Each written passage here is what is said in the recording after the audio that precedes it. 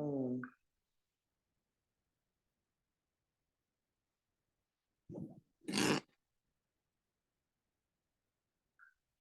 Dang. Yeah.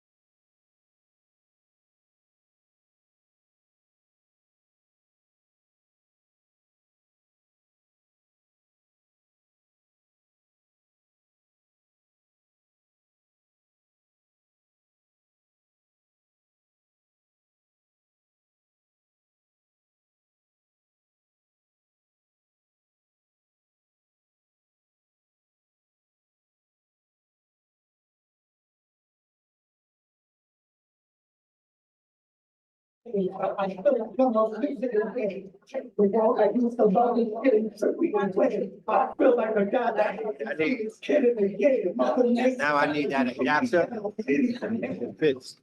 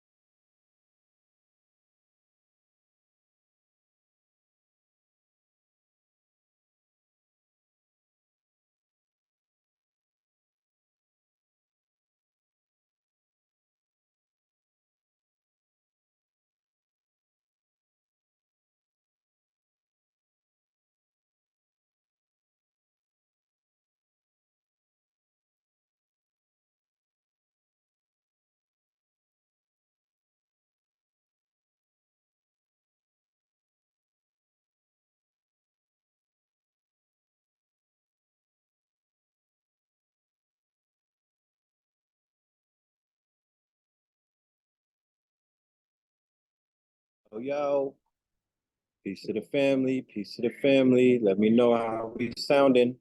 Yo, peace to the family. Yo, we can hear you. I can. All right. We in the building. I had to switch up the computer that we were using so we could get a better visual. You know what I mean? I need it to be crispy. I need everything to be crispy. It's a movie and whatnot. Let me turn the camera around.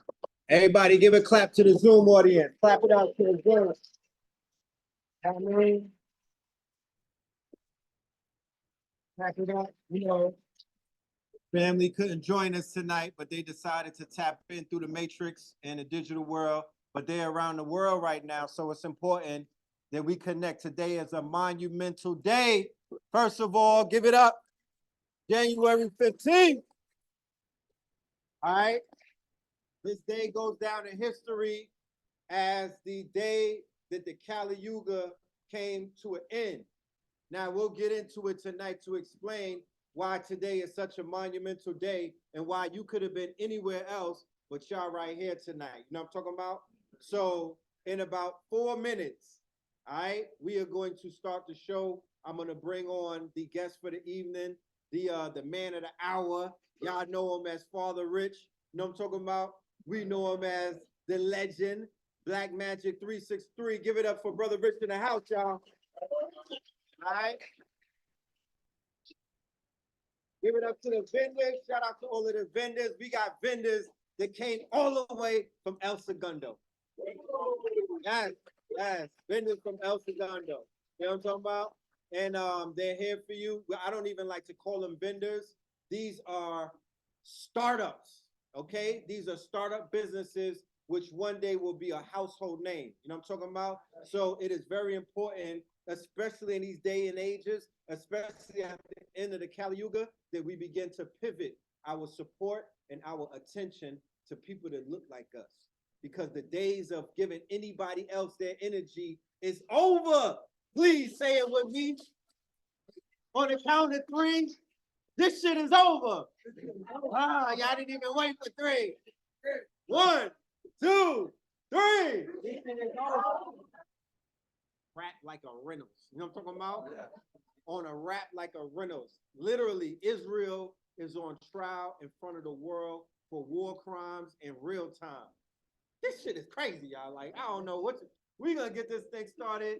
Y'all finish that damn kale and whatnot. Please, if y'all feel sleepy and whatnot, we set a section of the couch for you right there. That'll be available. You don't go to sleep on camera though. And yeah, we'll be back. All right, peace.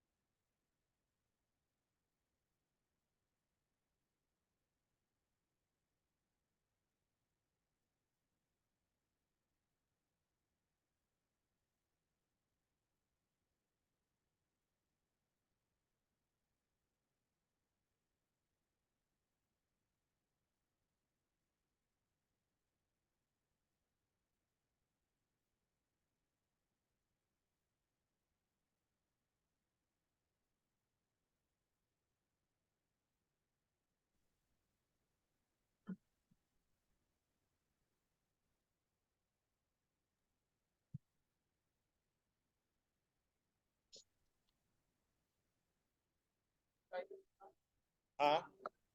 Let me see if I can share right here.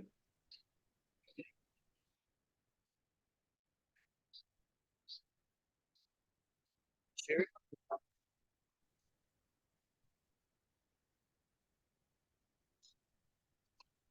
Say it again.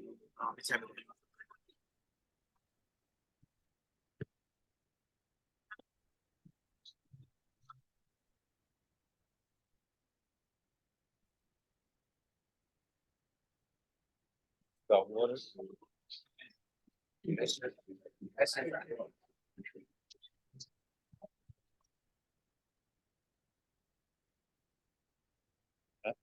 have it. All right, all right. How's that? Is the picture better, y'all? I think the picture got a lot better. Let's start the show. Get it going.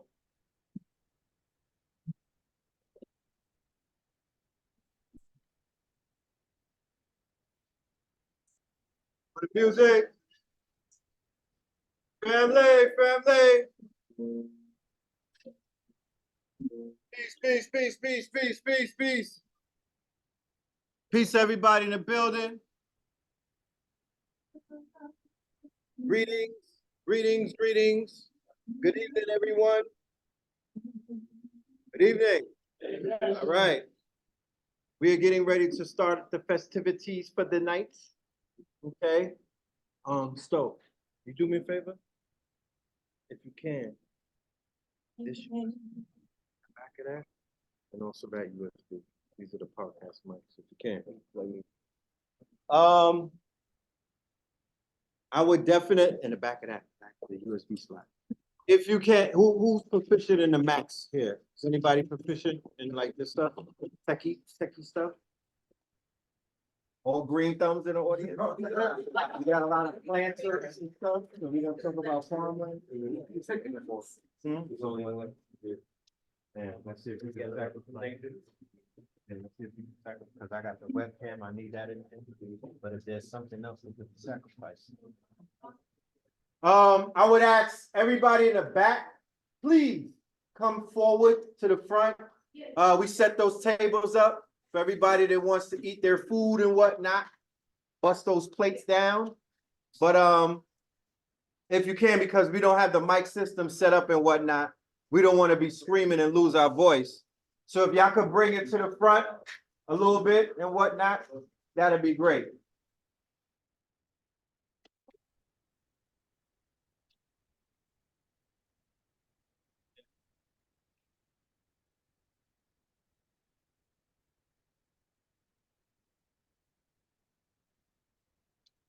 Yes.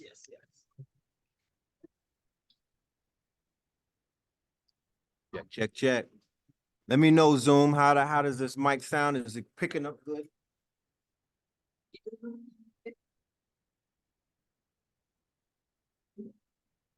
All right, so in case you walked in here, didn't know where you were at, this is Melanin Mondays IRL Podcast, right? And the IRL means in real life. And that is very important because we are beginning to lose ourselves in the matrix. What is the matrix? Well, they showed you in the movie, but it went over our heads. Matrix is the phone. How did Neo get into the matrix? Not through the cell phone, because that was an old movie. He was on the rotary. But he got in the matrix, jumped through the phone. So a lot of us are stuck in the phone, y'all. We don't even know what it is to look a person in their eyes and whatnot. I ain't talking about y'all, but you know the youth though. I got a 16-year-old. I gotta talk to his sneakers. You know what I'm saying? Because his face is in the phone all day. So we want to press palms together. We want people to feel that organic energy of when you around the gods and the goddesses, you know what I'm talking about? You know what I mean? Can you feel it in the room? You know, not only is this a safe space, but they say that water rises to its higher level. This is a healing place. Why do I say that? Because you could go into a club and whatnot, especially in Atlanta on the south side, and the frequency could be so low that it could affect you, right? It could affect your DNA. It could affect your auric field. The next morning when you wake up, you might feel like you got something on you. Well, the opposite can happen as well. You could walk into a building, or you could walk into a place, you know, when we go to these festivals and whatnot, and we go home and we say to ourselves, damn, that was the best I felt all summer. Do you know why? Because you were surrounded by negative ionospheres. And this is the only time when negative is a good thing, right? Because negative ionosphere means that the quote unquote ionosphere is so charged up by negative ions, right? Which is a great thing. That it is in a space where manifestation can happen 10 times quicker than just being in a regular space. Remember, environment is everything. Okay, DNA responds to environment. So we had to make sure to have a legendary conversation like this, that the setting was right. We had to make sure that the environment was right. So we made sure that we came all the way down to the historic West End. You know what I'm talking about? And we came and we supported a young melanated man's business. Y'all give it up to the brother Julius in the building for why. He just had a newborn too. Double hand clap. Play a for him because these new poet babies are different. Now I got a 3-year-old. Rich got a 4-year-old. These new ones, yeah. I already started saving up lawyer money because he came to disrupt something for real, for real. They come in determined, I promise you. So the brother YG is the owner and proprietor of this cafe. This happens to also be a workspace, right? Something that's very important because we in Atlanta, but we don't get up and work together. I don't know what your skill set is. I only know what you selling me and whatnot, but I don't know how you work under pressure. I don't know who amongst us is the genius. I don't know who is the master at whatever it is that they say that they are, because we got to work together to accomplish something. So this is a workspace, meaning that the possibility of us having a project and saying that 30 days from now, that project is going to be finished, whether it be an app, a website, right? A clothing line, a book, whatever it may be.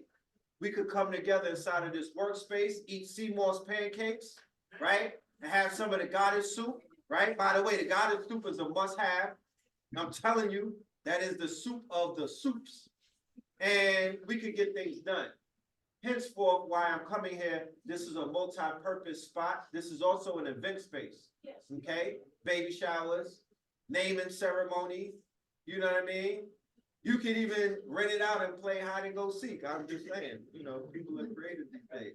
But I'm not going to talk you out of death because I have a guest in the building who came all the way down from the clouds. And why do I say that? I say that because people see us through this device, right? I'm seen by millions of people and I don't even see them. I be like, damn, I got gypped out of the exchange because I didn't get to meet you. You a beautiful person. You got a lot to bring to the table. You know who I am. I don't know who you are. So people see us on these devices, and I tell people before, this is the matrix. You could be anything on this thing right here. The big problem that people have is they in the matrix trying to be real. This is not for real people. This is for characters. We got this whole thing messed up. This is the matrix. This is where you become Neo, not Mr. Anderson. So people see us and we in the cloud. I'm on your phone, I'm on your TV. Some people never see us in real life. This brother right here is an elusive character, okay? When you get a brother Rick sighting, that's a sight to behold. Because the brother really exists in the cloud. He's tapped in. He's a God in that world. His platform, Black Magic 363, by showing hands, how many people are subscribers? All right, we counted 95% of the building. I'm gonna need the other 5%. Tap in. Don't be unplugged like the Quakers. Okay, get on board. And if you ever saw what 400,000 people look like, your heart would skip a beat. Especially 400,000 people that look like you. We went to Stone Mountain and it was a few hundred. And it felt like the goddamn world was about to come to an end. You should have saw those Peckerwood faces. They was emailing they will and whatnot from on top of the mountain. It's about to go. They just beating drums and having yoga poses, and they brought the sun out, like, you know. They was witnessing some greatness, y'all. The greatness is in us. Never underestimate where the greatness lies. You never have to ask the question in this day and time, Brother Red, what's next? Or what do we do next? Right? You don't even have to ask that question, because all you got to do is hang on. I'll tell you what to do next, is make sure that you give gratitude every time you close your eyes and when you open them, because just being here is enough right now. You are here for a reason. There's some powerful people who are not here, okay? You are here for a reason. So the idea is to find out what that reason is. And what this brother does, Brother Rich, is he helps people find their reason every other night. The consistency that this brother has is unmatched. You know what I'm talking about? I thought me and Blue was very consistent. Brother Rich has been as consistent as me and my brother throughout this whole run. Matter of fact, I was one of his, the first time I was able even to get on the big stage was when the brother sent out an invitation for me to co-host an interview that he was doing with Bobby Hemmett, the legend, right? This was in like 2007 or 8. And I'm like, yo, you got the right number, bro? You calling me up? And he made me see that there was something to this media thing, bro. He gave me a shot. And when I tasted what that thing tasted like, I was like, I'm not leaving. You feel me? And I knew that there was something that I wanted to do. So the brother is dedicated. The brother has built a platform that has changed millions upon millions upon millions of life. Not only is the brother one of the premier content creators in our community and platform owners and whatnot, but the brother also doubles as a premier producer. By show of hands, how many people have the Holy Ghost collection? It's a trilogy of albums that exist in the clouds, okay? It can be found, and the feature artist on all of these projects is a brother who goes by the name of Cam Bada, all right? In my book, one of the top tier, God tier lyricists and artists of our generation, all right? So, I mean, when I hear the brother's music and whatnot, I'm like, when does he have time to do all of these things? So we're gonna bring Brother Rich to the stage. We're gonna have a beautiful conversation. We're gonna connect some dots, and we're also gonna give big praise and big honor to the shoulders that we're standing on and the reason why we're here today. So I need y'all to just briefly get on your feet and give it up to our brother, none other than Brother Rich.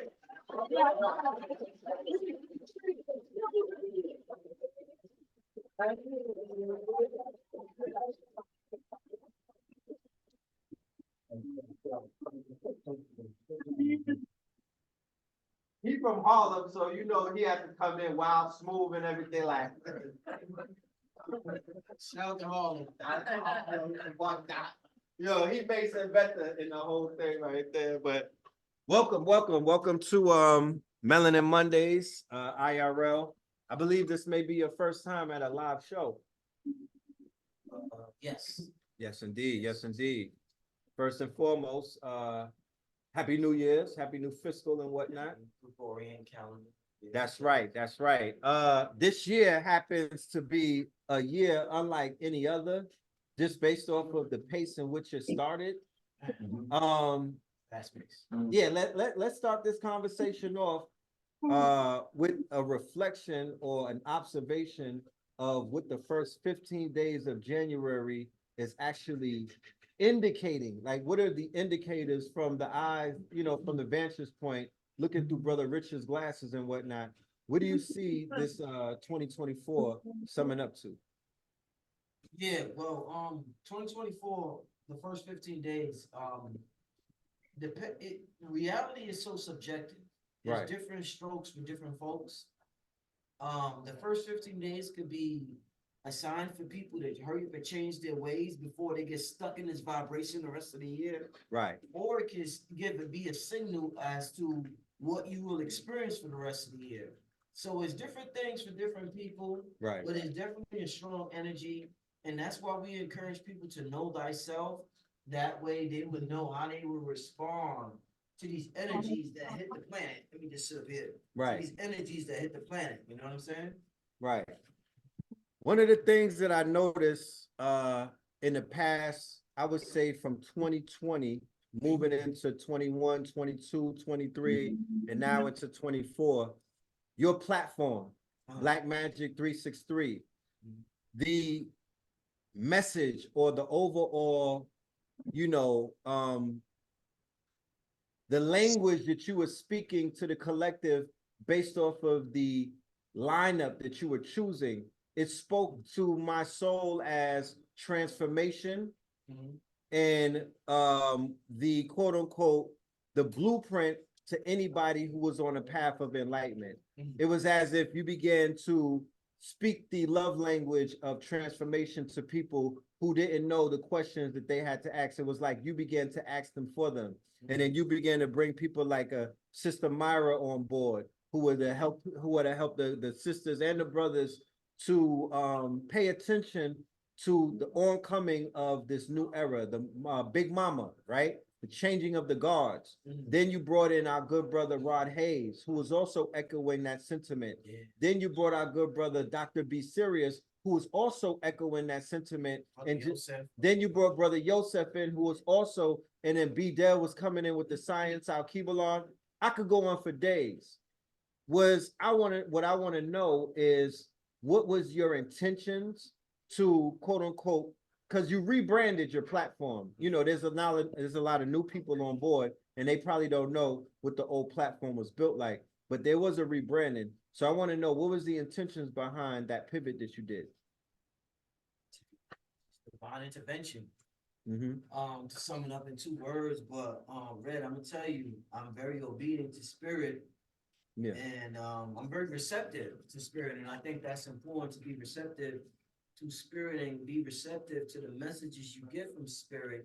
And one thing I always notice, Red, what people don't understand is that to engage in these spiritual shows is very energetically consuming. Very, very. And I told myself that it takes too much energy to have new people continuously coming on the show, whatever. Right. And if you notice, and what's ironic, and I'm having this conversation with you, if you notice, the earlier part of my platform, I had metaphysical shows, but I geared it toward breaking down metaphysics through pop culture with Griff, Right. Zaza Ali. Right.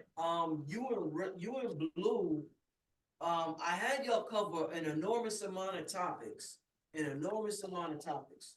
the earlier part of my platform. And when 2019 came around, I knew it was time to expand. Right. It's scary to expand because people be involved in so much shit. When they do something, they blame you. Right. So if I reach out to somebody and I have this person on my platform, if they do some shit, I don't know them, I met them on YouTube, all of a sudden, I get blamed for whatever the fuck they did. Right. Pardon the language, but I'm being transparent tonight. So Right. I was always scary of, damn, I reach out to these YouTubers and whoever's in the community, whoever's out there, Making and noise. making noise. And if something happens, they're gonna come back to my platform and say, you put them on the platform. Right. You put them out there. But by 2020, I said, I don't care. Whatever happens, happens. I'm gonna just move with my heart. And if they make a mistake, it's not my fault. If they came on my platform, they were meant to be on my platform at that particular time. Right. Right. Nobody's perfect. if anybody follows them to the death, then that means you was a follower to begin with. But if they came on my platform, they were meant to be there at that particular time, and I can live with that. Yeah. That brings up an interesting question. Now that you brought that up, there has been a thing in this community with discernment, right? Yeah. I'm going to utilize a scenario, right? Because people are introduced to their favorite teachers and whatnot through what is known as an algorithm on YouTube, right? Like suggestions and, you know, if you like this, then you might like this. And people are introduced to characters, they're introduced to personalities, they're introduced to concepts and ideas by people who they don't know, only based off of the platform that they may be on, which is almost like it's almost like a notary. It's almost like a stamp, you know what I mean? Because there's an assumption that there's a filter system in which these platforms, or a vetting system that these platforms are conducting before they bring anybody on their couch and whatnot. So my question to you would be, for somebody that's a newbie that's starting out, that doesn't know who's who, what's what, they're basically in these rough waters trying to figure things out. How do you implement the art of discernment to basically protect yourself, right? Because I've said this before, if somebody gets your heart and your mind, that's worse than getting your pockets. And that's exactly what's taking place in this community. It's a heart and mind type of thing. So you got people capturing hearts and minds, and when they fall, the people who they captured fall too, right? They feel it too, because you said something to me that stood and it stuck. You said, Red, you better get your YouTube channel back, because if they kill you in the Matrix, then you're dead in real life. We're at that level now. That's how, maybe in 2015, maybe not. But right now, because people only know me and my brother through YouTube. They might live in El Segundo. They might live wherever they live. The only outlet they have to know that I exist is through their phone. And then when they go and they see my channel got terminated, they like, oh my goodness, they bodied, they killed them. The twins is dead. Red is gone. I was on his show the other day. I'm reading the comments. It's looking like a eulogy. They like, damn, I miss my bro, man. Look at Richfield. Look at, man, the bro is looking good, man. I wish him luck. Like, damn, am I going? Am I going? Like, is it over for me? So how does a novice going all the way down to somebody who could consider themselves an expert utilize the art of discernment? I'm gonna tell you, we all come down here for different purposes, Red. Yes. And we all gotta go through what we gotta go through, and we all gotta learn what we gotta learn. The speakers or whoever's down here talking, regardless of how much discernment you got, the universe is gonna use that individual to teach you a lesson. That's a fact. So if you have discernment, that's great. You should work on your intuition. But the universe will use a speaker. Let's say if you are insecure and you're a woman, right? And this dude he's charismatic. The universe will use that dude, right, to teach you about your weakness. Right. So it may not apply to me. I may be listening to him, of course, right, or another female be listening to him, and it's going to hit differently. Right. But for you, you may fall for the dude. Right. Because you were supposed to learn that lesson. So we all have different lessons we gotta learn, and the speakers or whoever that we listen to, right, we're gonna learn, or whoever we follow, or whatever, we're gonna learn our mates, our children. We're gonna learn our lessons through whoever we have interactions with, by any means necessary. I know it's King Day, but y'all heard of Malcolm X, by any means necessary. We're gonna learn our lesson by any means necessary, bro. That's a fact. So there's no getting around that. I could have the most perfect speaker on my platform. Right. But something may happen to you that didn't happen to 97% of the other people. Right. That was just meant for you. Right. You had to learn that. Right. You could have got scammed out of money. Right. It could have been whatever. Right. So discernment is real. You got to learn about it. You have to prepare yourself mentally. And it's different. It'll take 5 shows that talk about intuition, but the people gonna learn what they gotta learn out here, right? Right. Individually. Beautiful, beautiful. So in the year 2023, you reached a milestone. You crossed over the 400,000 mark, the milestone. Please give the brother a round of applause because I promise you, if you ever saw what 400,000 looks like in person, like there's no sports event that I could actually think of that's pulling out 400. I went to a college football game with 80,000, and it was when the word riveting doesn't describe the feeling that I was getting. I promise you that it felt surreal. So we in this day and time where the world is in turmoil. The people been on YouTube for like a decade. The people are like, waking up and everything, but we getting to a point in 2024 where it looks like it's gonna be a little bit more than YouTube and whatnot. Like this might be some physical things taking place. Like the people might begin to have to gather and whatnot and really form Voltron in the real world.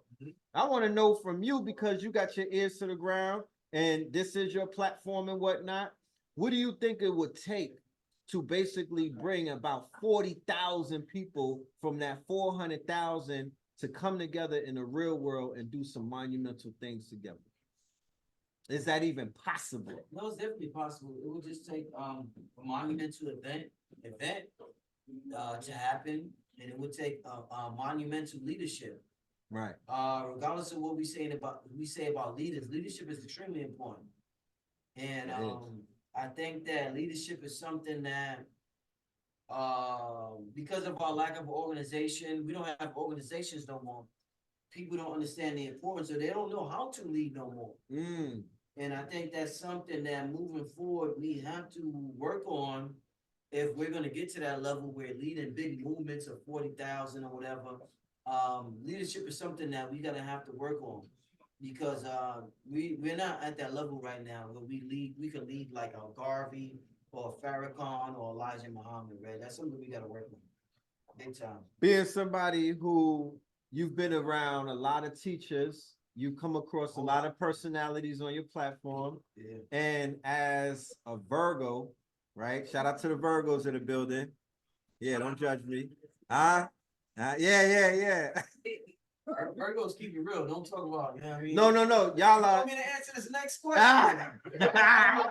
I'm gonna be super honest. Virgo gang. No. Y'all analyze things to a degree that I haven't necessarily seen before. You know what I mean? Y'all go beneath the surface and whatnot. Your daughter's a Virgo, right? My daughter, yeah, Bella's a Virgo. Yeah. So from a Virgo standpoint, who analyzes a lot, what organization or what potential leader would you say comes the closest to the great ones who are able to galvanize hundreds of thousands of our people to basically make moves? There's nobody new, of course, Farrakhan. Okay. Honorable Minister Louis Farrakhan. I mean, nobody since him. We've lost that connection to leadership because of the end of the Kali Yuga. Yeah. With the end of the Kali Yuga comes the end of organizations that we know of. So that the Nation of Islam was the last organization that we know of in the Black community who had such a discipline, right? Who had such an organization, a structure to it. So yeah, of course it would be Farrakhan, but he's about to go to the next realm. You know what I'm saying? Right. You know what I'm saying? Shout out to Minister Louis Farrakhan, by the way. Yeah. I grew up without a father, so in my household, my mother, she would play his tapes, and that was like the man who taught me about certain things spiritually. That was the big homie. That was the big homie. A lot of people in the street. I listened to his tapes. You know what I'm saying? You mentioned the other side, or the ancestor realm and the quantum realm. Yeah. There has been since 2020 an influx of some very mighty, masterful, great ones who have crossed over to the ancestor realm. The last person being the Honorable Brother Panic. Okay. Yes. Shout out to Khadijah. Shout out to Khadijah and the family. as a result of many of our ancestors crossing over and going to the other side and whatnot, and some of the spirits, right? They were firebrand teachers in their time. Brothers such as Brother Dawood, right, out of New York City. This brother lived in a graveyard. He was an occult teacher, metaphysics teacher, very fiery, a firebrand. His main ops was the Zionists, right? Then you have Baba Kalindi out of Detroit, a mushroom martial artist master who made transition in 2020. Minister Hafiz out of the Nation of Islam. You have Brother Anthony, Brother Sekou out of New York. You know what I mean? All of these masterful giants making their transition, going over to the other side with a mind about who the enemy is. And then we begin to see all of these things going on and the shifting and the opening and lifting of the veils. There's been an acceleration of the falling of Babylon. Would you attribute any of this activity to go to the quantum realm or the ancestor realm basically turning up? Well, it was gonna happen regardless. I feel as though, honestly, I feel as though when they get to the other realm, they turn down in a sense that they understand that what Rod Hayes calls this the game of the gods. Right. It's not as serious as we think it is. Right. And it is more of a simulation to teach us how to be more responsible as gods. So what we deem as dangerous, what we deem as so horrible, is just a lesson to teach us about free will. It's a lesson to teach us about how to control our anger, how to control our power. Like, I always use this example. You know, I got a song, I could do magic with Cam Bottom. Yeah. But realistically, if not just the people in the show, if 99% of the population got magical powers tomorrow, Right. 95% of them will misuse it. Right. You know what I'm saying? Right. So this realm, we gotta understand we multidimensional. Yeah. So we have these magical abilities, but we forgot it on purpose. Right. And part of the agreement, when you relearn it, the only way to relearn it, you know, when you have to pass a stage in the game, Right. integrity is the stage in the game. Right.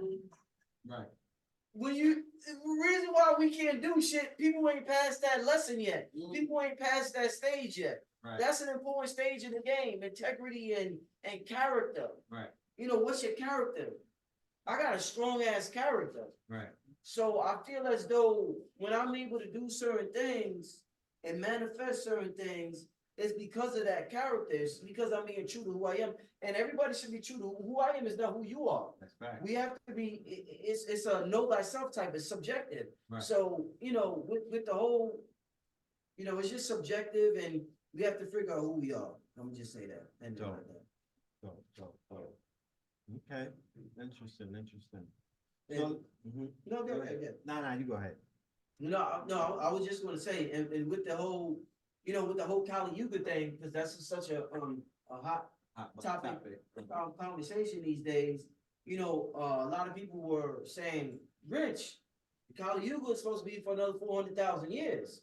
What's Rod talking about? I mean, that's cool. But what I'm saying is, if we understand who we are, and we understand the timeline split that's happening, it could be another 100,000 years for your soul. And you could wait another 400,000 years to experience the golden age. Right. What I'm saying is we're going to experience this now. When I say we, I mean the people who accept what's going on. You can feel this shit. It's at one point you got to put the books down. Right. I know what the books say. Right. I know the Bhagavad Gita in the Bible, in the Right. Quran, and this and that. But what about this intuitive feeling you have? Right. These books were manipulated severely by man. Right. And when I say man, I mean men and women. Right. Not just a dude like me and you. Men Right. and women manipulated these books. Right. It comes to a time where we have to manipulate what the books manipulated. That's fact. And that's God being a God. That's fact. If I say the Kali Yuga start today, the Kali Yuga start today. I mean, if I say the golden age start today, the golden age start today. That's You a know what I'm fact. saying? That's And somebody got to be bold enough to say it. Right. Because everybody gonna say it's coming. Oh, it's gonna be here. It's gonna be here. It's like the person that say I want to be rich. I want to be rich. That person is always gonna be the frequency of I want to be rich. Somebody's gonna be bold enough to say I am rich while I am poor. Right. That's what the Bible say. Right. And guess what happened to that person? Right. That nigga become rich. Right. What Muhammad Ali said. He said, I'm the greatest before he knew he was. Right. Before the world knew he was. We got to say it's the golden age before it's the golden age so we can experience the golden age. Right now. And that's you got to be golden for it. Right. So snatch your right hands and the whole movement. We in the golden age for those who want to be. Right, because we in the quantum quickening. And what's being evaporated and what's falling and what's being deprogrammed are the days, the months, the spirit of the holidays. All of that shit has fallen, right? Christmas was not Christmas. Thanksgiving was not Thanksgiving. Somebody was like, yo, it's Columbus Day. I was like, where? Right. You say this, hold up. Somebody was so bold. Hold up, listen to this, family. Somebody was so bold, they had the audacity to tell us we in 2024. They had the audacity. The world was only for 2024 years, right? Fuck out of here. Somebody so bold. They said, look, they said, the world has only been around for 2024 years, right? And everybody's gonna follow. We said, because I say yeah, we've been around. Like, come on, man. Right. Come on, man. You gotta be bold in this matrix. This is all an illusion. That's what I'm saying. So even in this quantum quickening, you might think that one day could be 10 years. Yeah. One day could be 100 years. I don't know what days it is anymore. Oh. And I don't care to know. I'm completely transforming outside of this loop. It don't exist. The day, because the days are named after the Roman and the Greek gods. And so are the months. And so are these holidays. And as you giving back Caesar's what is his, that's them days, that's them hours, that's all that shit, that's that fake construct, like you said. There's a quickening. So today is the last day of the goddamn Kali Yuga. We gonna firm, let's stomp our feet. God damn it, it's over. It's over because we said it's over. We've endured. We watched babies. How many more books we gonna read? How many? Right. Before we tap in. Right. How many more Sexy Red singles got to come out? I like Steve. She rapping. I'm just saying, like, how many scenes of Gaza getting bombed do we need to see to convince us that this is the darkest of times? Right? But all things that are done in darkness eventually have to come to light. It's a tunnel. It's similar to the caterpillar inside of the quote unquote cocoon. Yes, it's dark, but it eventually has to dissipate. So you have to say to yourself, I made it through the quote unquote darkness. I made it through the dark night of the soul. Everybody that I know, have you gone through growing pains in the last year, Brother Rich? Growing pains my whole life. You know what I'm saying? Right. So it's like, I feel as though with the whole growing pains thing, each year is like a different lesson, bro. Like a different level. It's a different level. Right. Like literally pretty much every year has been a different level. Right. And I just been growing and learning from every year. And I feel as though I'm in a point in my life where this year, you know, I used to try to eliminate the pain. Right. And I'm not saying that I'm suffering, but what I'm just saying is like some of the struggle could be good struggle. Right. But I don't even try to eliminate it no more. I accept it. You Embrace it as Right. part of my journey. Right. You know, it's part of my journey and I accept it. And it makes the journey more sweet, bro. It does. It makes the journey more sweet when you learn to accept it, man. It does. It really does, man. Because you own it after a while. Yeah. Like you like, this is my pain. This is Yeah, my, you know what I mean? It's not that it's just your pain. You own it because you understand the pain is what's going to allow you to appreciate it. Right. When you got that major breakthrough, you know what I'm saying? Right. You know what I feel bad for? Yeah. And I don't even know if this is right. I'm being transparent.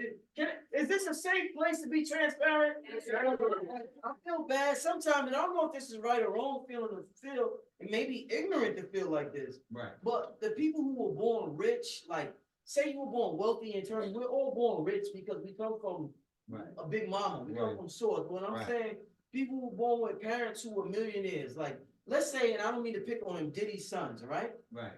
Born from a multi-millionaire, they're trying to be something, they're not trying, they're really not. They Right, want to right. be gangsters Gangsters. or whoever, and that's the case with a lot of kids, and you don't even get to really feel, like, let's say, let's say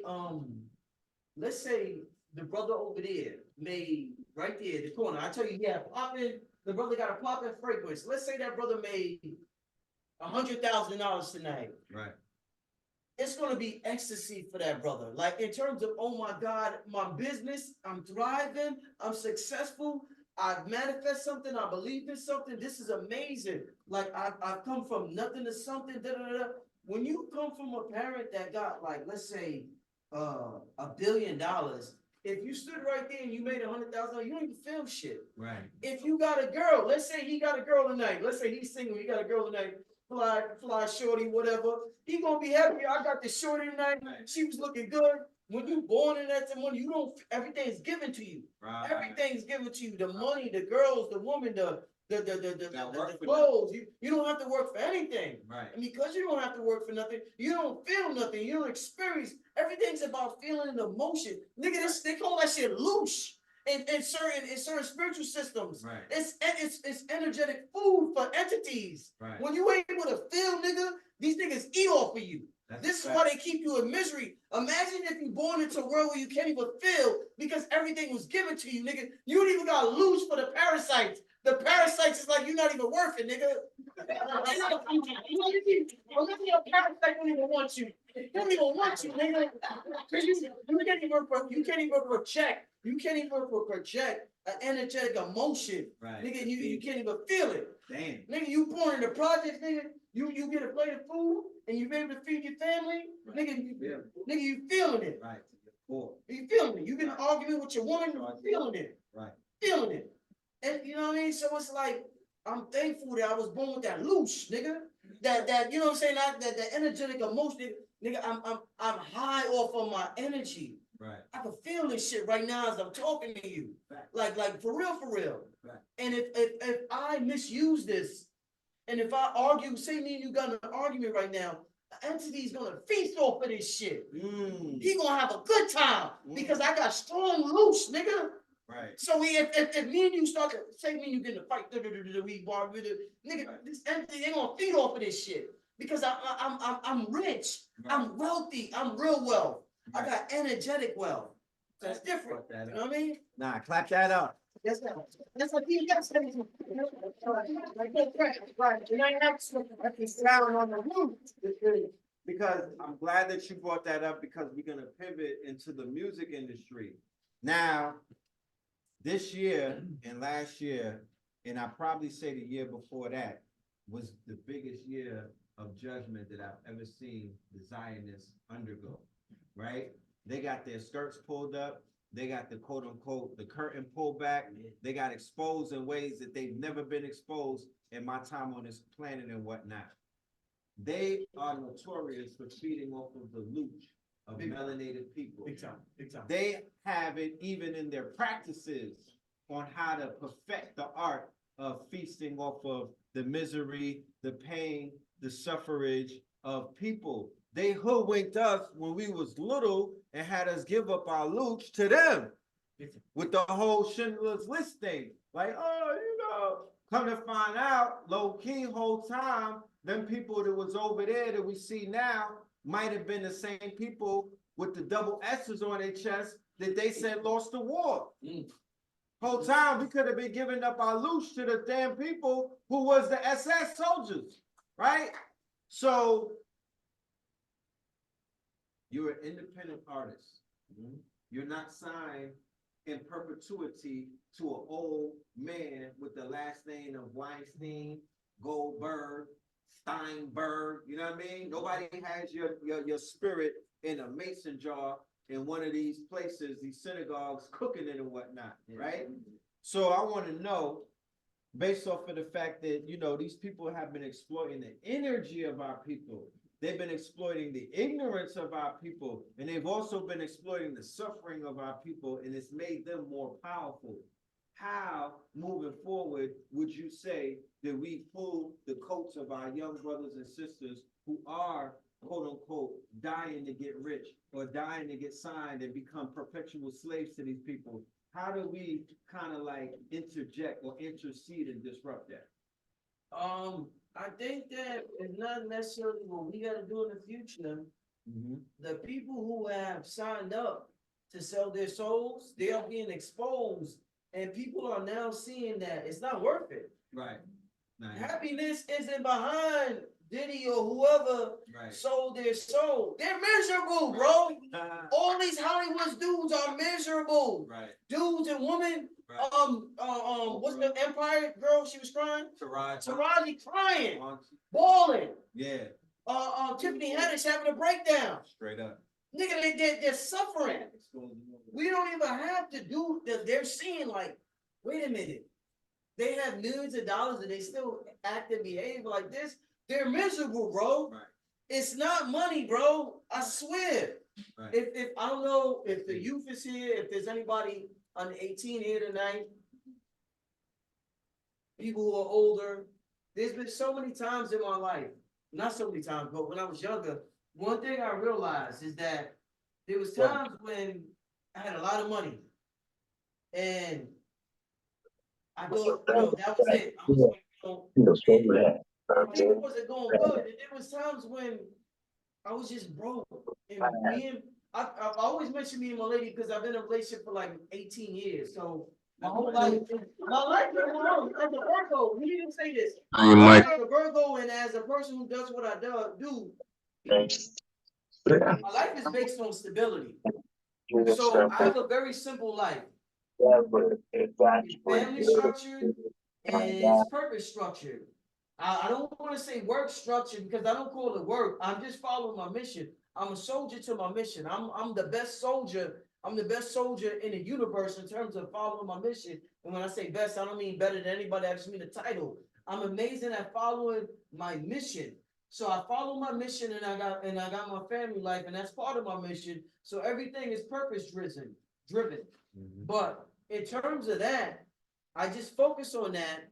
And it's like, Red, man, this shit is like, it's beautiful, but at the same time, sometimes some people, average person will look at it, and I want to say this, average person will look at it like, they're lonely. Average person will look at it like it's a lot of work. Right. But if we really figure out who we are on the inside, it wouldn't be none of that. Right.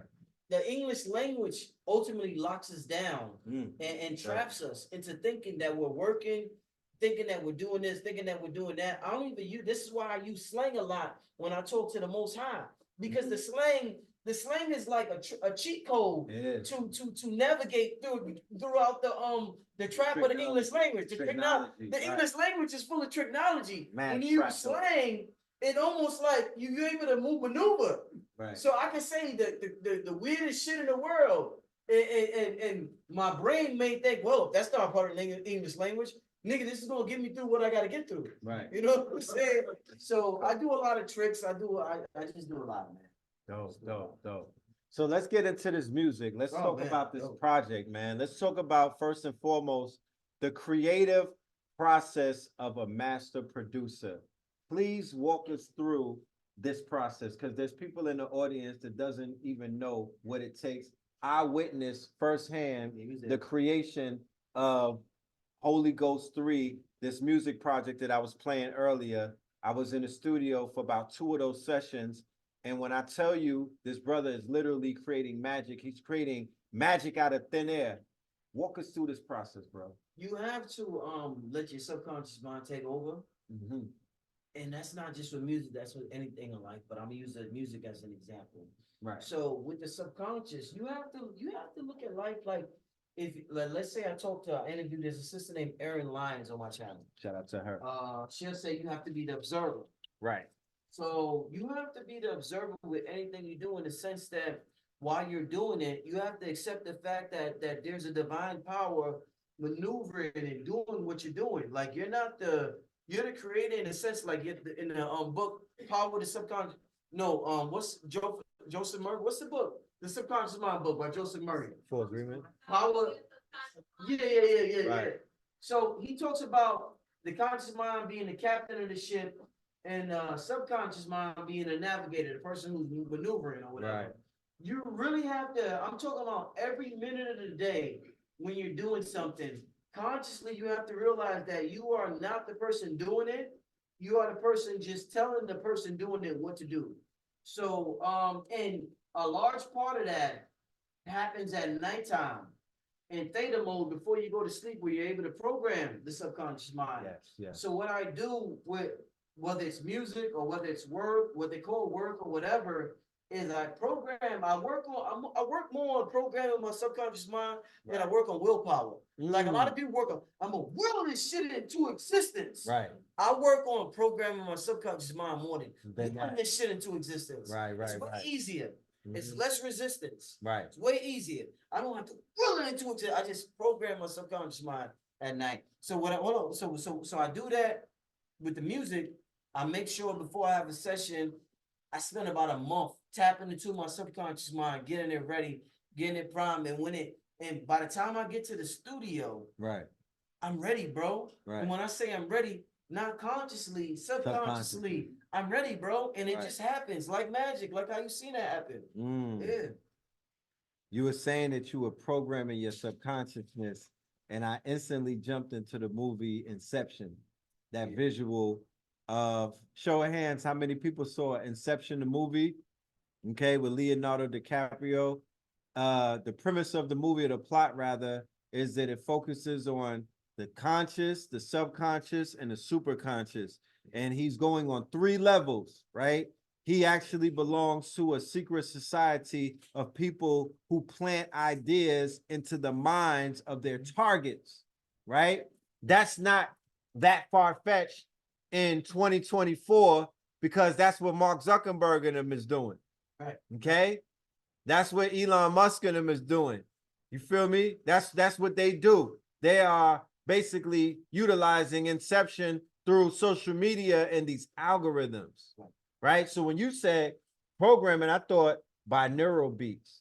I thought I began to think, oh, this dude is playing affirmations before he goes to sleep and whatnot. Well, Yeah, I have a video recorder and I put it in my ears and I do, but I just started doing that because I did a workshop with Billy Carson, Blueprint for God Power 2. right. And Billy gave me a piece of the puzzle that I was missing, and I just started doing that with as far as the headphones Right. while I'm asleep. So I do that now. I do Oh, do in that your now. sleep? In my sleep, yeah. And In it's my sleep. affirmations? Not just you call them affirmations, but Programming? programming. I Okay. would say more or less programming. Instructions. I would say instructions. Okay. You're telling your subconscious what it has to do. You know what I'm saying? So I would just say instructions. In a certain way you talk to it. You know what I'm saying? Like let's say you in the let's say the NBA, basketball league, and a coach, like let's say you Phil Jackson instructing Michael Jordan Right. about the game. Right. There's a certain way you talk to Jordan, because you got to understand we have 76 trillion cells in us. So when Phil Jackson talks to Jordan, when we say affirmation, we say I am great. But when Right. Phil Jackson talks to Jordan, because he understands their team, he says, we're going to crush him. We're going to get him. Right. We're going to do this. We're going to do that. So I use we a lot now. I Right, use 'cause we of more all than of I the use cells. I, because I understand that, it's an organization. Right. The organs, the Right. 7 organs, it's an organization. Right. As a nation of organs. Right. It's a nation of organs. So I use the we more than the I now in order to program myself. So what if I got more results that way. I be getting more results. You getting faster better. results, faster results. Fire. Yeah. What if I went to sleep playing the electric slide? To the left, to the left, to the right, to the It right. depends on your psychological interpretation of an electric slide. Right. Everybody's right. psychological interpretation is different. Different, right. It's different. Once again, speaking about the subconscious mind, because your subconscious mind does not interpret what your conscious mind interprets. The quote unquote real world, right? REAL, in the real world, REEL, right? In your subconscious mind, Superman really exists. It doesn't know the difference, right? So that gives rise to what Brother Rich said earlier about we're multi-dimensional beings and whatnot. There is a multiverse that exists, right? Where Batman and Bruce Wayne is outside for real. Like you could really see them. You know what I'm talking about? And that's what makes this Cali Youth thing so real, because our subconscious mind don't know the difference between whether it ended or it beginning, and we're making a confirmation. And at the end of the day, nobody really knows about this time shit. This time shit is so confusing. It's very complex. It's so complex Time and is a confusing. construct. But we have to come to a point where we say enough is enough. Right. We in the go. I could feel this shit. I could feel it I too. could feel the I change could happening. feel it. We in the golden age, bro. We are definitely in We the gotta- golden we gotta age, confirm bro. something. We're We got if we don't affirm nothing, they gave us the alley-oop. this, yeah. Ancestors was like, y'all being, you know what I mean? Because this shit came out of literally nowhere. Let's keep it a buck. You know what I'm talking about? We were doing a lot of homework. This January 15th shit did not come across until the other day when we woke up and it was like, oh, by the way, it's the end of the Cali, you're going MLK's Day. Yeah, I forgot to tell you niggas, like, yeah, we granting you parole. Like, we literally are seeing, we getting our parole date. They letting us up out of this quote unquote prison. You know that they say that this is a prison planet. And this is where the gods come to go to sleep. You understand? That's why you can't take shit too serious here, because literally your spirit was like, I'm coming to the earth to sleep and slumber and listen to a little bit of Little John and whatnot. You know what I'm saying? I'm going to come here to be ratchet. I want to experience what it is to be wayward. I want to experience what it is to be on the edge and to live life close to the edge. Like I want that experience. I want that spiciness. That's what you came here for. But they say that the gods literally have come here to go to sleep and to slumber, right? Henceforth, Hiram Abiff. So it is time for us to wake up. It is time for the gods who have come to slumber to do something a little bit different, right? And the universe is granting us permission to do that. What would you say, being that we are in this golden era and whatnot, and every era and every epoch needs a soundtrack, right? So what would you say in terms as being a producer and being at the forefront of producing a new sound and whatnot? What is it going to take this sound from the underground and bring it to the masses? I mean, what it's gonna take? Yes. I couldn't say that consciously, but it will happen. I know it will happen because that's just part of the agreement Right. that a certain sound will elevate the masses to a certain consciousness. What I can say is that everybody should continue to share good music. Everybody should continue to spread the word about good music. And for those who are musicians, they should continue to tap into who they are, Right. and not get let down by what's popular right now, because what's popular right now is dying out. Definitely. What's popular is dying out, and Definitely. you know, we're in a new age, and you understand, like I said earlier, if I didn't stress this or reiterate this, it's a timeline split going on. So there's like the old earth and there's a new earth. Right. So you're gonna meet people who talk like I talk, and they'll be like, yo, this is the golden age or whatever, and shit is good and my life is great. And you'll meet people who's part of the old earth who suffer, and we're all gonna suffer to a certain extent, but there may be people who are just totally trapped into the old earth. And the thing, to stay where you want to go, you shouldn't be judgmental. Let the people who have to learn their experience learn what they have to learn. Facts. The more you judge somebody, the more you prevent yourself from rising to where it has to go. So I would say allow people to experience the older. At the end of the day, you know what Seven Beaumont said? What he said? We have nothing but time. We have an eternity to experience this shit. Right. What else is there to do, Red? If you live for an eternity, what else is there to do? Right. All right, let's say I experienced the golden age today, and you experienced the golden age 500,000 Earth years from now. Who cares if we live forever? All right, great. Right. Great. You experienced 500 years later, 500, okay, great. But we live forever. It's an eternity. Right. This shit is boring. It's boring. We have to constantly recreate things. Right. Why do you think I'm here now? Why do you think you're here now? We have to recreate scenarios and ideas Right. to entertain ourselves. Right. Because we're The eternally. Cali is done. Yeah. Celebrate. It's worth living again. Let the people do what they do. You do what you do. Be happy, man. Like, come on, y'all.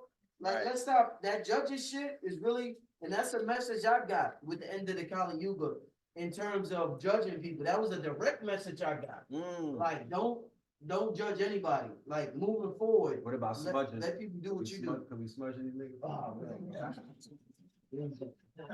There you go. There you go, man. Nah, but I feel you on that though. Because if we in the golden era, what is there to judge? Well, it's your ego gets boosted. I'm here and you're not there, or Oh yeah. I'm experiencing bliss and you're not experiencing bliss, and we were once at the same place. And it's like, Right. certain people come down here. You gotta understand when you're real and spiritual. This is what you gotta understand, family. Certain people come down here just to support you to get what you gotta get. Some people come down here just to be your support. So you judging a nigga who came down here just to support you. Wow. You be like, you ain't doing this, I'm doing that. He came down here just to support you and elevate you so you can feel. Right. Because we live in a world of realm of polarity. Somebody gotta be lower than you. Right. This person chose to be lower than you just so you could experience being higher than them. Why you hate on somebody who came down here purposely to be lower than you, just so you can feel high? That shit is insane. Wow. And that's what we're doing. A lot of people in our family came down here for that. They just want the elevators boost us. Right. Give us that boost, like, okay, you the chosen one. And we're like, oh yeah, nigga, they came down here just in another realm. They may be 10 times higher than us. You never know. I'm glad that you You brought never up know. family. I'm glad that you brought up family because I do a lot of consultations and I speak to a lot of people that are on the path of enlightenment. And I began to hear a lot of the similar sentiments that family members are beginning to treat our family members like outcasts.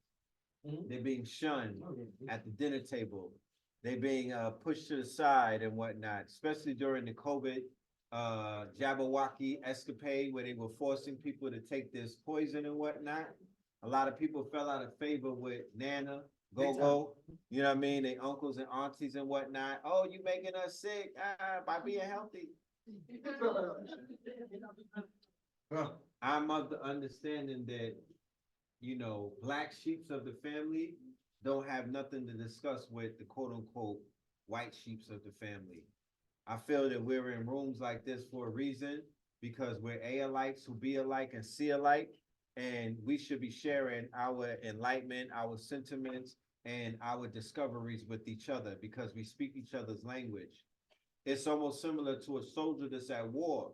When he goes home after the war, he don't sit at the dinner table and tell his children and his wife about everybody that he killed and whatnot. That's something that he reserves for his lodge, for his men's group, and for the people who went to war with him. And that's similar to what I see in some of these communities. Although the savior in us, right? The humanitarian in us makes us want to help our people and save them. What would be your word or what would be your advice or what would you tell anybody in the audience who has this savior complex and they want to save a family member or a loved one and pull them out of that shallow grave, but they didn't ask, they're being teachers to students who did not ask for them to appear?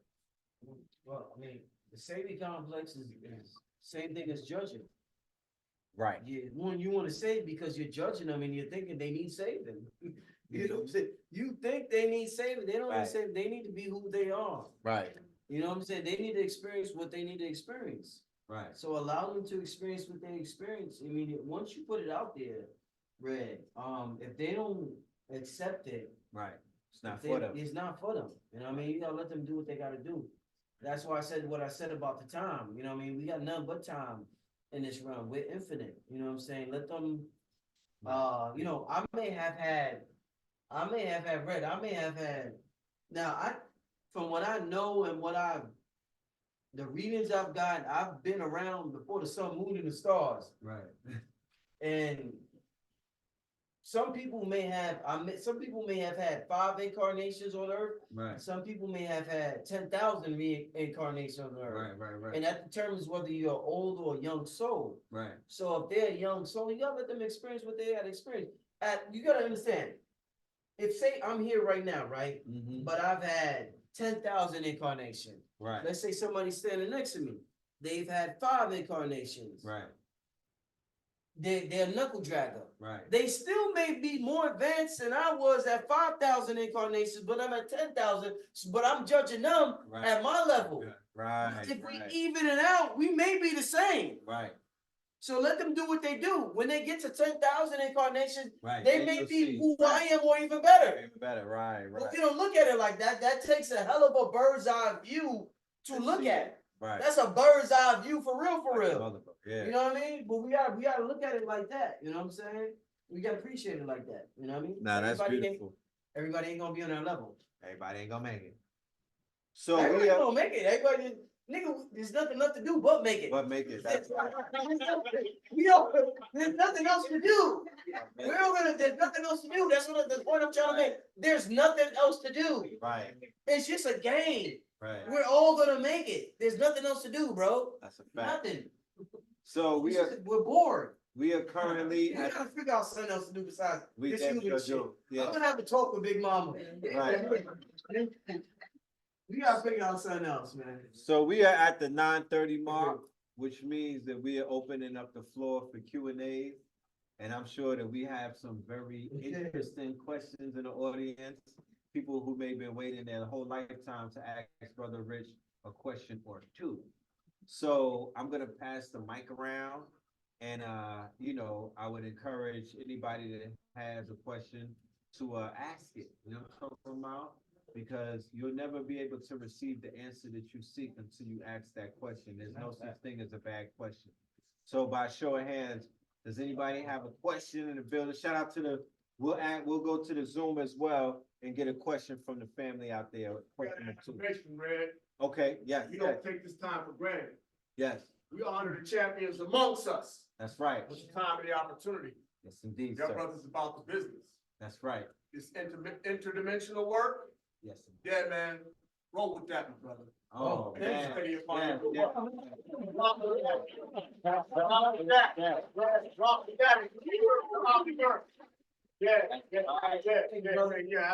Charged up. Thank you, Brother Ross Naeem.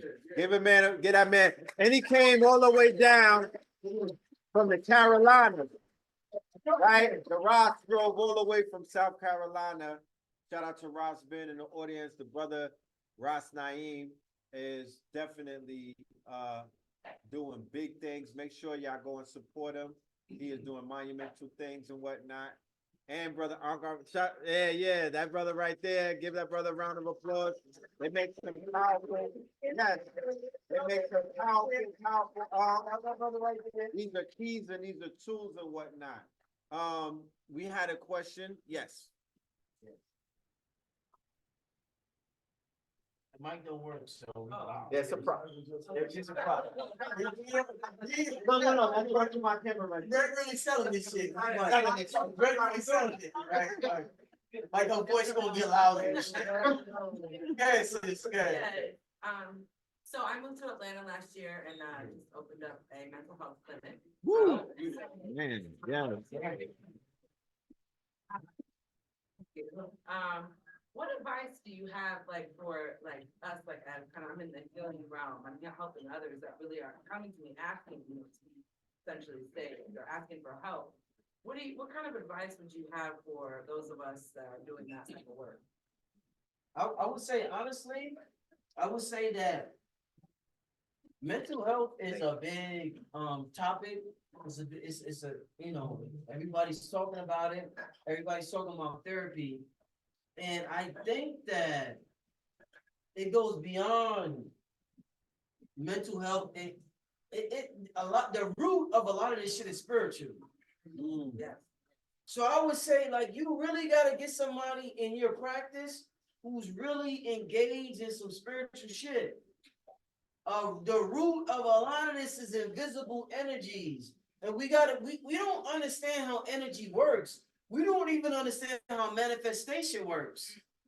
If you ask somebody, how do I manifest something? They'll say, well, I can't do this because of this. Manifestation comes, we live in an immersive movie screen. If I say, let me give you an example. I always give this example. Personally, I give this example.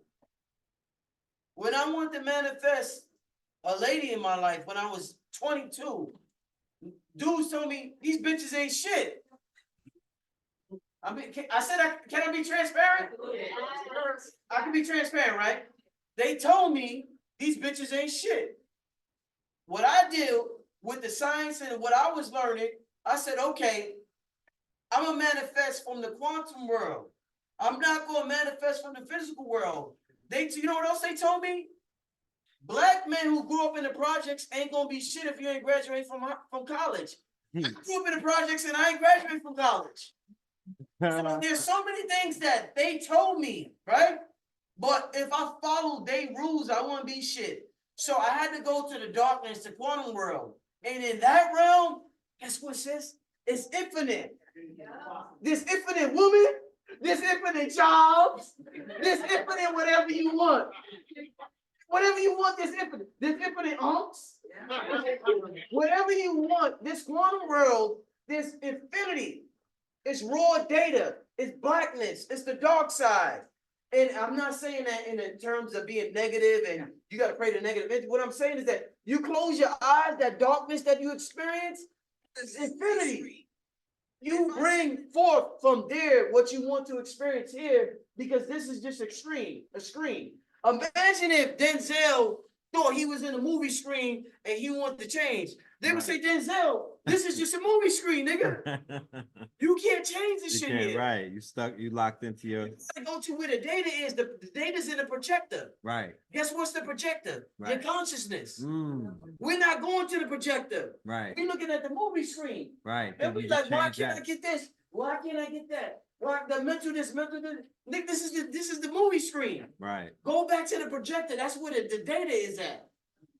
So you got to do that, sis. You got to tell them it got to be a little more spiritual. Right now, mental health is too westernized. This shit got to be spiritual. We got to get some black women in there.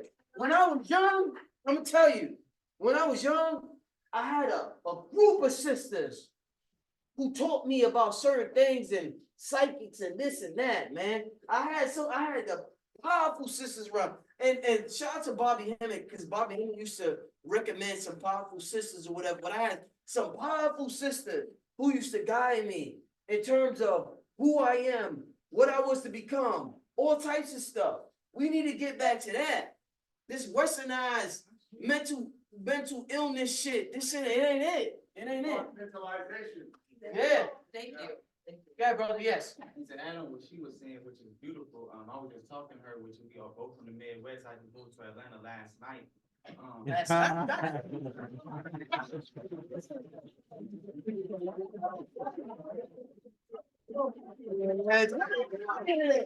Go home, nigga. Unpack. We ain't gonna unpack yet. Unpack. You're a legend. We have a good time. Yes, sir. Rich, like you said, man, the darkness is what heals all. I went through a lot of abuse growing up. I'm only 22, but growing up, they say, oh, you can't heal certain mental disorders or mental illnesses. And what I figured out was everything is spiritual, like you said. So a trick that I had to heal myself from every single of everything that ever happened to me was going back into the darkness, like you said, and going back to that same child that was hurt and talking to that same child as this person now. To say you're gonna go through all of this so you can be this, instead of going through, okay, you this child, and as a child you take this hurt and you carry the same hurt for the rest of your life. But it's like you said, you got to get to the root cause of everything. Everything is in the darkness. All the answers are in the darkness. We're born in the darkness. We're the only light inside the darkness. You're in the darkness for 9 months. Space is the darkness. The water is darkness. You know, but everything is in the darkness. And it just was a divine connection for her to say what she want to do. Every day, like you say with the affirmations, I say affirmation every day. I'm here to heal myself. I'm here to heal millions of souls around the world. And now it's we. Like you said, we. It's 76 trillion cells in us. So everything you just said, bro, it just blew my mind, you know? And I'm Excellent. thankful to be here. Man, it been times, bro, to where I watched your stuff every single day since 2019, bro. Oh. And it saved my life when I was at the lowest of the lowest, bro. So it's just a blessing to be here. I done got denied like 4, 5 times, man. Bus got canceled. I said, fuck, I'm gonna have to drop the money on the plane. You know what I mean? So, And it's Where you beautiful coming to see. I'm on Nebraska, bro. You Wow. came from the. Damn, bro. what is your skill set and your talent, if you don't mind me asking? I create music, bro, and I'm a Reiki healer. There you go. There you go. It just been up since there. I've been into spirituality since I've been on my own. I remember my mama kicked me out, you know, I'm running the streets doing this, that, and the third. Right. And when I went on my own, I remember calling my mama, like, oh. She said, it's hard for everybody. And I'm thinking, it's gonna be hard for me, I'm gonna figure this out, you know? And I remember trying to meditate for the first time. I sat there, closed my eyes, and I controlled my mind for the 2 minutes, and it just changed my life forever. Wow. And I feel like I could do anything, you know? And Wow. like you brought up Bro Yosef earlier, Bro Yosef is one of the teachers I believe in who didn't just show me, and you too. Y'all done showed me a light going a whole nother level, and I just gotta give gratitude for y'all. I appreciate y'all so much for being here. So You know beautiful. what I mean? Get that man in round, y'all. It's so beautiful.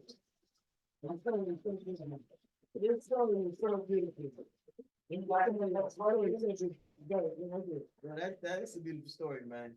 Thank you. I'm so proud of you, brother. Thank you. So thank proud you. of you, man. I just had a son, man. I'm trying to. Oh, beautiful. What's his son name? My son. That's beautiful, man. Yeah, man. Children is everything, man. Everything. You got it. I love my son more than anything. That's beautiful. Go ahead, yo. Go ahead, brother. I just want to say thank you, for having this, blessing to be here, of course. I just have one question. Yes, sir. For somebody who is really trying to get into the spiritual, and like you say, it's all spiritual, what would be the first book you would recommend to somebody trying to dive Okay, good question. Good question. First book, one of the first books will be this, The Secret, the documentary, The Secret. Spirituality, you gotta understand, it deals with a multidimensional nature that teaches us that we can bring forth the unseen to the seen. Mm-hmm. So I would say, The Secret is one of the first books. Probably George G.M. James. What was the book? George G.M. James? What, The book on Egypt. stolen Legacy. Legacy. I would say Stolen Legacy. So I would say Stolen Legacy to teach you about the blackness and the black heritage, about in terms of greatness or whatever. The Secret. And if I could think of one more. That DNA resonance. Nah, not from the beginning. Let's just say those two, The Secret and Stolen Legacy. I would say those two definitely, brother. Yeah, definitely those two, yeah. Mm-hmm. Thank you, brother, right there, yeah. All right. So you're gonna do more social events. Obviously, we've seen you screen more often than not over the years. I know I've been watching at least since between 2012 to 15 when you interviewing Shade right now. this year. So list goes on. Now that you're out here in Atlanta, I mean, do more social events so that you can actually do these things IRL instead of In real life, yeah. instead of through the. I'm glad you asked that. Yes. I literally was just talking to Red Pill about a spot. I'm not gonna say the name of the spot. Yes. You just sent me a DM. Yes. Yesterday. Yes. You literally just sent me a DM on Instagram about a spot. Yeah, we're moving. There's a certain vibe I'm looking for. First of all, the COVID kind of like slowed things down. I was in New York. I remember I was supposed to do the Imagination conference with Billy in New York. COVID hit, we had to cancel it, and that's when we went online. I've been doing online things since then. New York was shut down. I couldn't do nothing in New York. I just moved to Atlanta last year in 2022. No, not last year. Yeah, 22. Yeah. I'm Just 24. Yeah. I just moved to Atlanta. Let's just say that. I'm getting attacked. But I moved and I just been getting familiar, trying to figure out how I want to maneuver, what I want to do. I got a perfect idea. I'm gonna do something this year. It's gonna be absolutely amazing. I don't want it only to be in the building. I want it to be in nature. Yeah. I can do anything. So it's gonna be something different. It's gonna be, I promise y'all, it's gonna be something y'all never seen before. I'm not gonna say the names because I haven't locked it down with the individuals yet. But something is happening this year, Black Magic is doing that has never been done before, and it's gonna be absolutely amazing. So I'm glad you asked me that. It's more confirmation for me in my spirit. This is what I'm saying. Listen, family, let's say, because I want to teach y'all how to follow intuition and how to follow the spirit, right? So let's say you got something on your mind, right? It's heavy on your mind. Then a brother like that asks you about the same thing that's on your mind. That's confirmation from the spirit.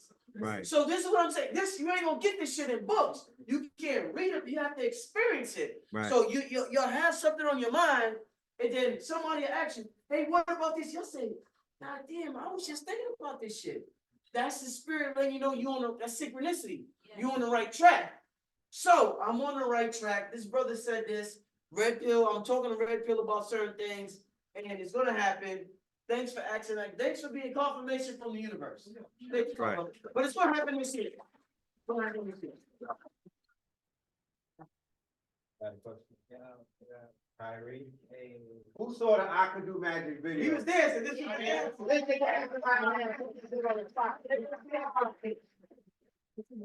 video. I met this brother on a China bus. Wow, that's deep. Eating Chinese food. In 2018, I think. Right? Just doing Chinese shit. You know what I mean? Going back and forth from New York to Atlanta, we met on the bus. And he talked about he was a dancer. And he explained that he was a childhood star. Right? What was the show? House of Pain. House of Pain! Tyler Perry. Tyler Perry. Yeah, you know what I mean? Tyler Perry. And fast forward, brother Cambada and Black Magic were doing the video in front of Tassili's. And I saw my brother. I saw Kyrie and I was like, Kyrie, you ready? He was like, yeah, I'm ready. And then, you know, this nigga's a Virgo. Did I say that earlier? Yeah. So I was like, yo, Rick, I got a dancer for you. And he was like, where? You know what I mean? Like, he wanted to see the resume because the Virgos don't play. Like, they stop shit in the tracks. And I was like, brother, man, please take my word for it. I vouch for him.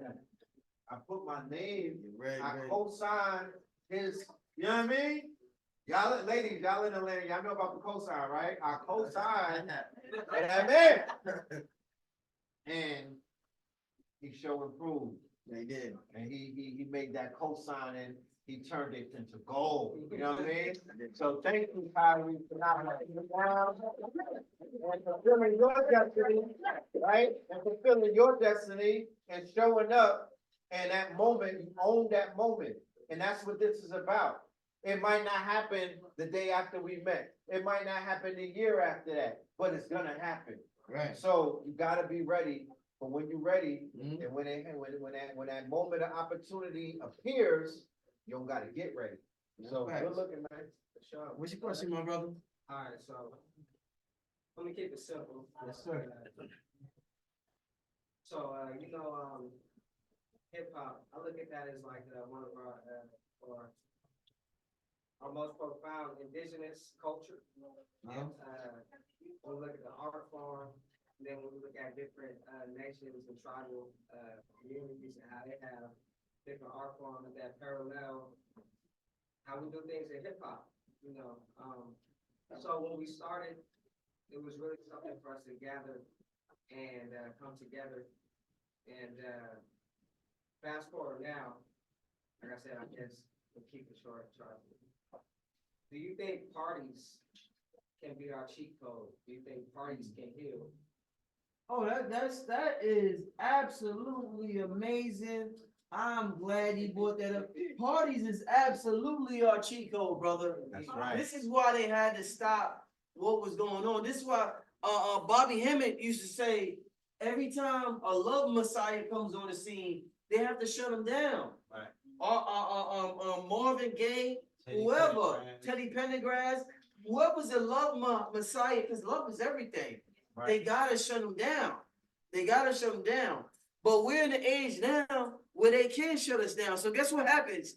If a love Messiah rise now, there's no shutting them down. Nobody can stop them. Nobody can stop the Can't next stop it. love. The next love Messiah is going to the moon and back. Right.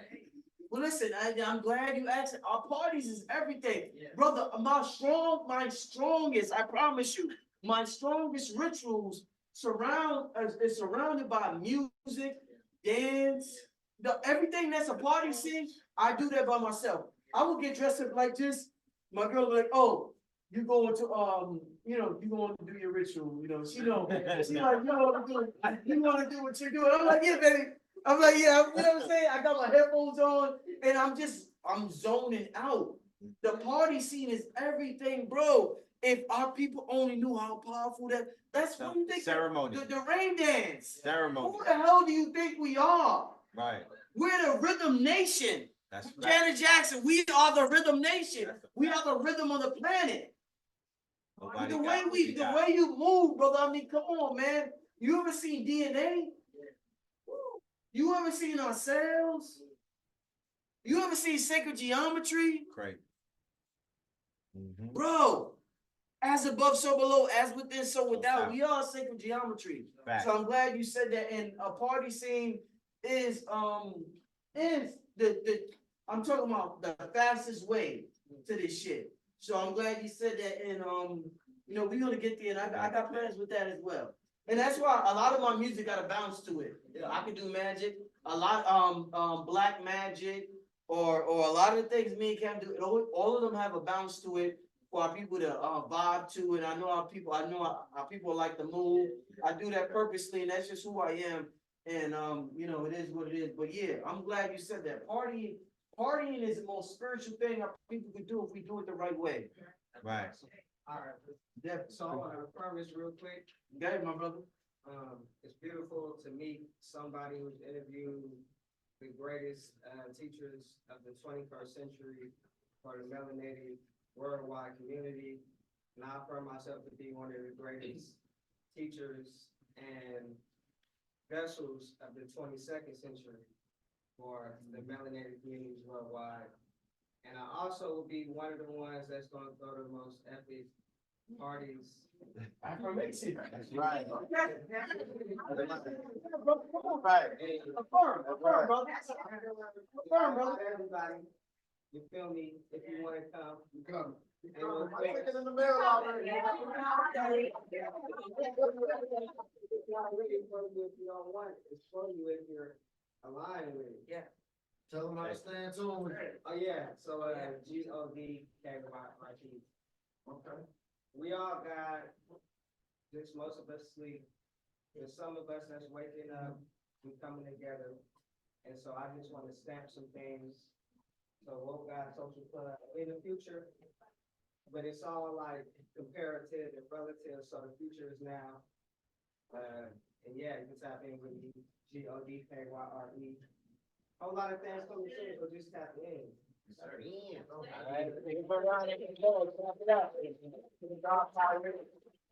So, come on, Quay.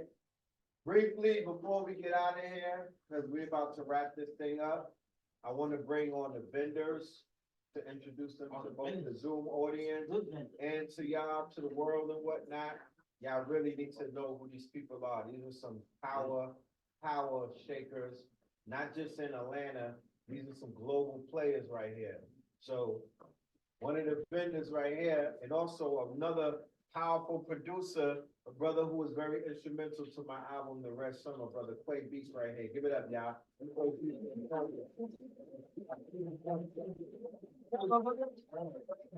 All right.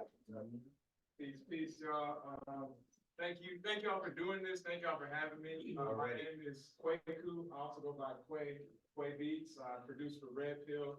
I actually produced an entire EP for Lizzie Jeff called I Am She. Y'all check that out. Going crazy, streams going crazy. I'm also an entrepreneur and I have my own trail mix company called Quay Mix.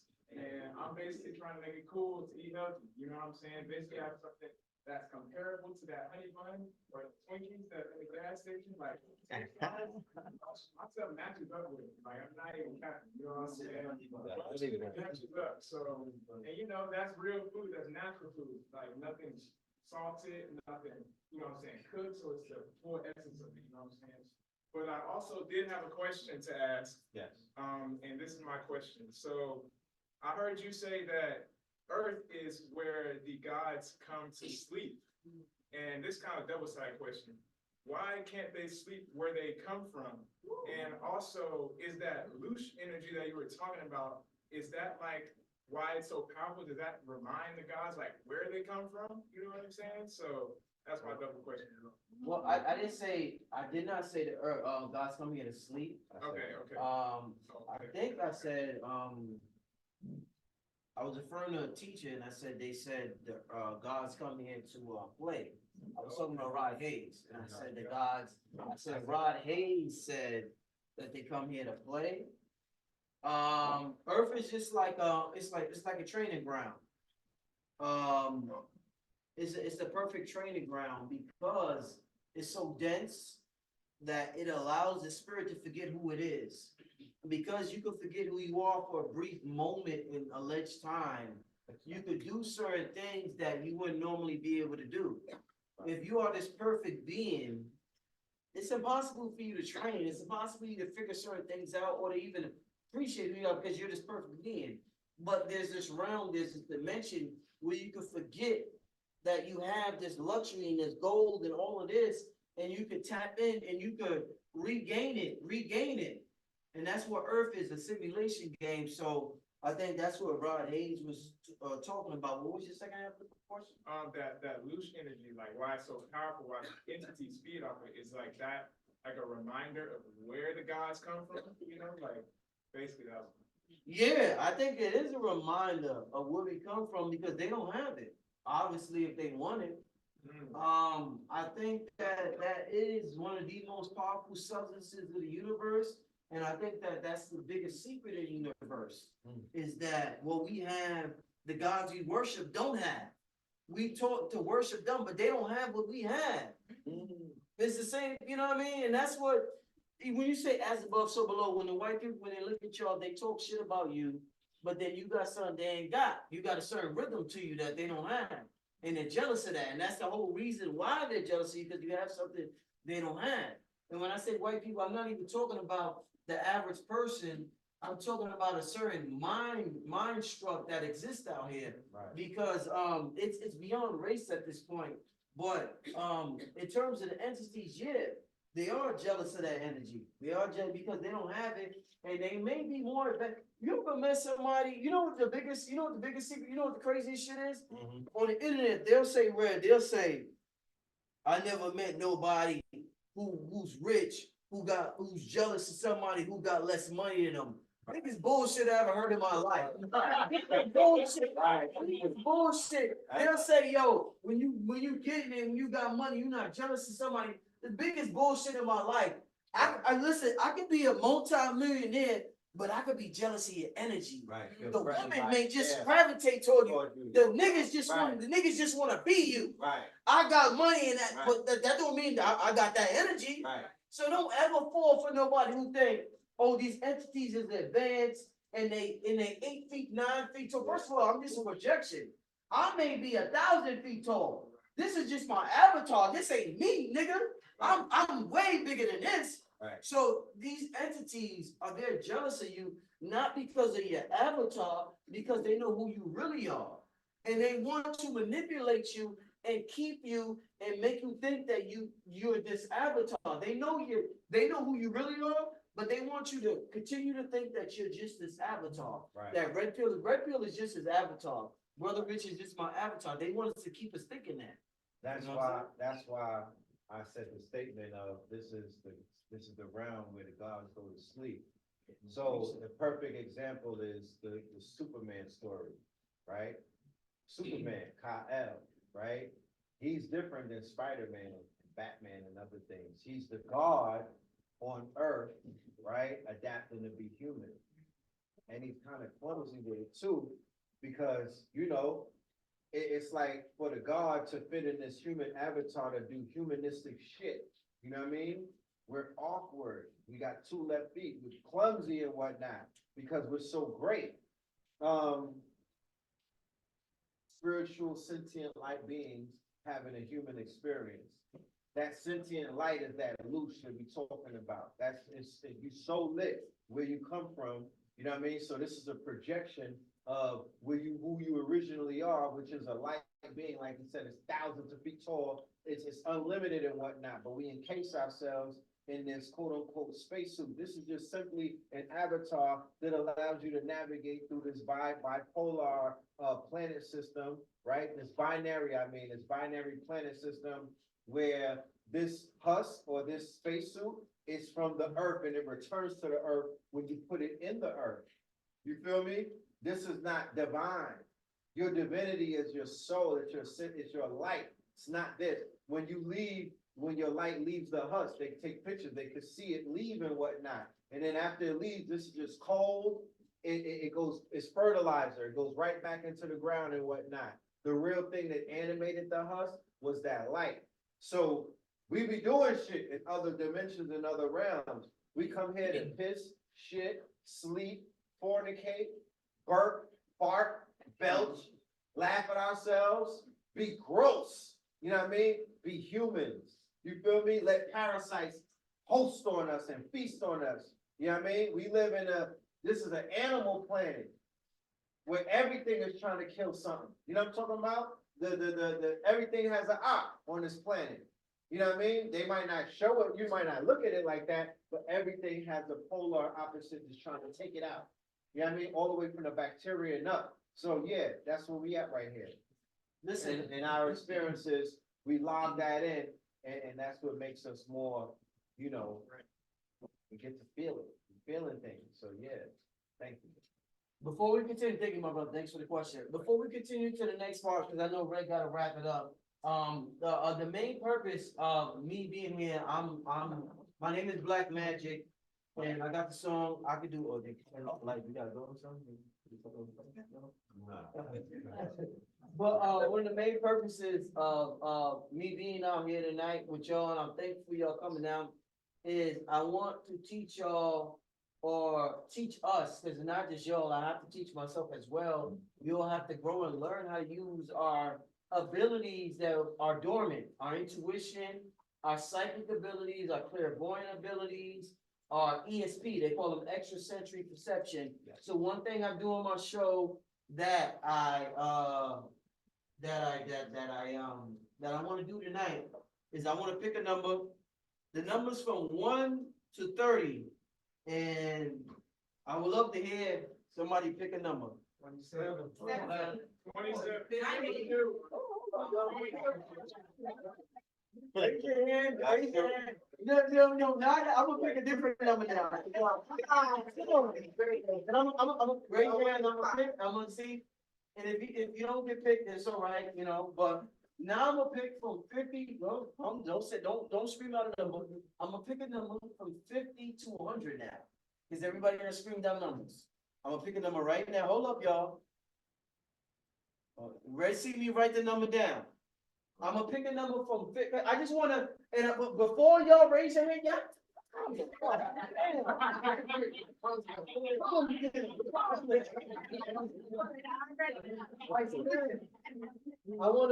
I wrote down a number. You see the number, right, Ray? Yeah, I see it. I'm gonna project the number out to y'all. I'm gonna speak, because we have to learn to speak to each other without opening up our mouths. You know what I mean? We gotta learn like this, and this is what you do when you have a mate or you and your children. Remember Big Mama? Baby, what's wrong with you? How the fuck Mama know something wrong with me? Mama knew how to read your energy.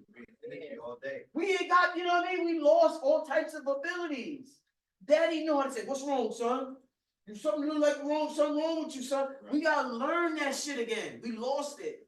So I wrote a number down. The number's written down here. Nobody can see it right there. I'm gonna look at the whole crowd. I'm gonna project it to y'all, and then I'm gonna say I'm gonna pick people and I'm gonna see what the number is. The number is from 50 to 100. We're gonna do things like this for the rest of the year on my channel. We're gonna continue to practice. we just gotta practice our abilities again, y'all. It's not about just reading about it. It's not about just listening to Rod Hayes or whoever. We have to practice this shit. So if you have a mate, practice it at home. I practice it with my woman. Practice it at home. So I wrote my number down. I'm gonna look at all y'all. And I'm saying it. I'm saying it to you niggas. I'm saying it. I'm saying it when I'm saying it.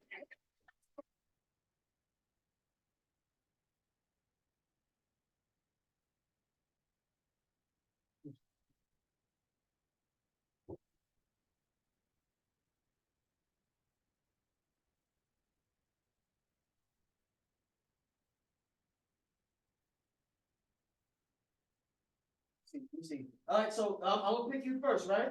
And it's all right. This is the very beginning stages of us learning who we are and our ability. So there's not no competition and whatever. It's from 50 to 100, and it's all right. Nobody gets it. It's okay. It's whatever. We just learn. We gotta relearn it. This is the start of the golden age. It's the day one. You're day one of the golden age. Have to do when you start to go. You don't just motherfuckers gotta learn who, you know what I mean? You gotta practice. Yes, sister, from numbers, I just want I want us to understand each other without us talking to each other. Just in case I'm in San Francisco and you in New York, and I want to communicate something with you, I don't have to pick up a phone because this is an emulation of the technology that exists within us. That's right. So without this technology, without the phone, Right. sis, from numbers from 50 to 100, I wrote down a number. What number did I say in my mind? It's just practice. There's no pressure. Go ahead, sister. If not, that's not it. I was good. Not it. Not it. 77. Not it. 86. Nope. 89. Nope. 68. 81. Nope. At 78 or 63? Nope. Nope. Nope. 95. Nope. 82. No. Wow. All right. Back there. 51. No. Okay. Back there. 73. 99. 67. Oh. 83. Okay. 38. 58? Okay. 96. Mm-mm. Mm-mm. Okay. Okay. 64. You got it.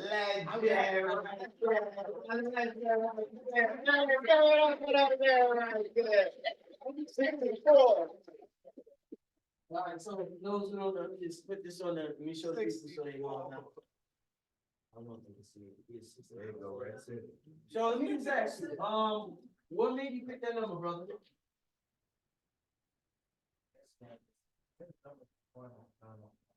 I guess I just came down, like, thinking of it. I just chose. It popped up in your head? No. Hey, that's one of the youngest brothers in the congregation. That's right.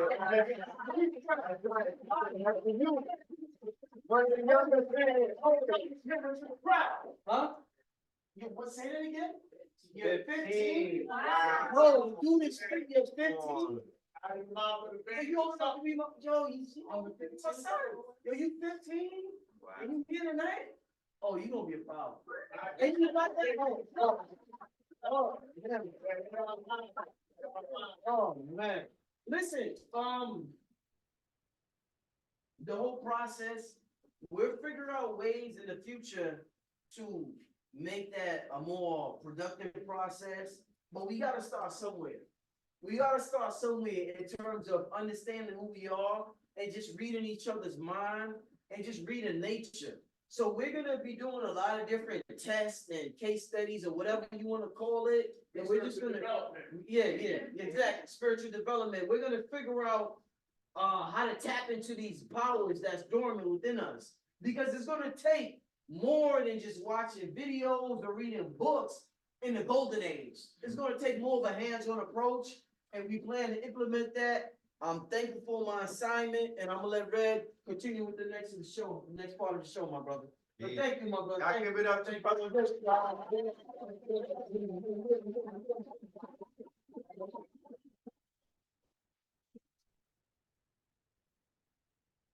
And hear a few words from the vendors. There's some food left over. We got goddess soup in the building, I promise you. Make sure all of the goddesses, y'all need y'all soup. You know what I'm talking about? Try that out. That is fire. And please give it up to the lovely Rashida, Blue Pill's wife over there.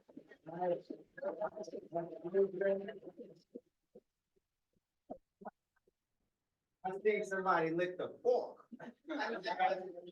Yeah, that food was good. You know what I'm talking about? Made with love and whatnot. So, let me go ahead and introduce y'all to some of the premier vendors that are in the building, the small businesses, while we wind down, our festivities for the night. So, Brother Quake, can you come forward? All right. Ras Naeem, come forward, please. All right, my good brothers, where you at? So what, don't, yes, society, please pull up. Put the camera right here. First business that I want to introduce, now you come. First business that I want to introduce, these brothers are also out of the Carolinas. Oh, it's Quay right here. This is my good brother Quay. All right, Quay Beats. All right, this brother's a fire producer. Like I said, he was very instrumental. He's one of the reasons why I even did this music project called The Red Summer in 2020, based off of his beat pack. Shit brought me to life. And he decided that he wanted to add on to the health and wellness field and whatnot. Because when we go to the studio, sometimes we don't have anything to eat and we gotta go to these goddamn vending machines and whatnot. So not only was Quay coming with the beats, he was coming with the eats. You know what I'm talking about? Yeah. So he has these trail packs that are like fire. I'm talking about, we climbed Stone Mountain and I was able to accelerate my climb just based off of the trail mix that the brother put together. So let them know what you're doing and whatnot and where they can find you. Yes, sir. Appreciate that. I'm on Instagram, KWA.MIX. I have an online website where you can shop online. I also have a local pickup location. You can pick up at a vegan restaurant on the west side of Atlanta. And I just started doing subscription services. My goal is to get to 100 subscribers by summertime. Someone told me I need to up that to 1,000, so I might have to up it to 1,000, you know what I'm saying? But yeah, I have that going, and also I'm giving out the first order for free when you sign up for the subscription plan. If you just repost my last post on my Instagram, that's it. But y'all tap in. I'm grateful to be here in the community. And do I have time to do a quick little giveaway trivia game thing? Okay, look. I like to do this thing, right? If anybody can answer this question for me, you can win this trail mix right here, all right? What state in the United States produces 80% of the world's almonds? Just shout it out, okay? Okay, y'all are geniuses. Who said it first? All right, maybe y'all. Give it up for Quay, y'all. Next up, family, out of the Carolinas, we have our good brothers, Soul Society, doing big things with the quote-unquote structured water, okay? You know anything about the water game, if we know anything about structured water, that is the most important thing that we can have in our systems right now, okay? Especially with the chemtrailing and the food that's malnourishing us, and all of these things and whatnot, we have to be able to return these nutrients to our bodies. So please let the family know what y'all out here doing and where they can find you. So I go by the name of P. Walker. What we have is live alkaline water, the best hydration in the nation. We're a 100% black-owned water company coming from a black indigenous family-owned property. Right. We're on a crystal mineral-based body of land. So the minerals in the water is 100% natural and the pH is balanced naturally as well. That's why we call it live, because it's coming from a living source. We pride ourselves on the fact that we don't have to use a machine to manipulate the water to get it at good quality. It's living water. We don't take dead water and have to bring it back to life by manipulating it. God did. You know what I mean? So we bringing it straight to y'all. We the water disciples. You know, we want everybody to partake. So we have something right now going on called We Are the Gold. Now, We Are the Gold. Kintu Kuroi is the Japanese word for taking pieces of pottery and broken things and putting them back together with gold. Black culture is the goal. We are the goal. So that is the campaign we are constantly pushing because that is us.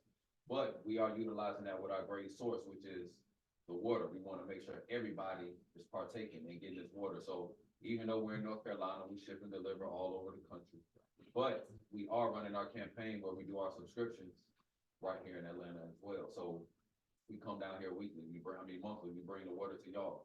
I'm an artist, I'm a creative, so I'm looking for all of the creatives, to connect with as well. I'm a phenomenal writer, poet, author, rapper, all of those wonderful things. But if y'all want to also see where this water is coming from, we do something every year called the Alkaline Festival. It's 3 days and 2 nights of live music, yoga, meditation, camping, bonfire, vendors, food trucks, etc., etc. So this your invitation. Everybody should be coming when we have this in August. Now y'all know the date, y'all can plan accordingly. If you're a vendor, those vendor spaces will be open. If you want to bring your food truck, it's that Alkaline Festival. So that energy is what you're gonna be feeling. That heavy energy is what you're gonna be feeling. That soul from the Soul Society. So come get your live alkaline water, eat right, drink right. You'll begin to think right. Let's go.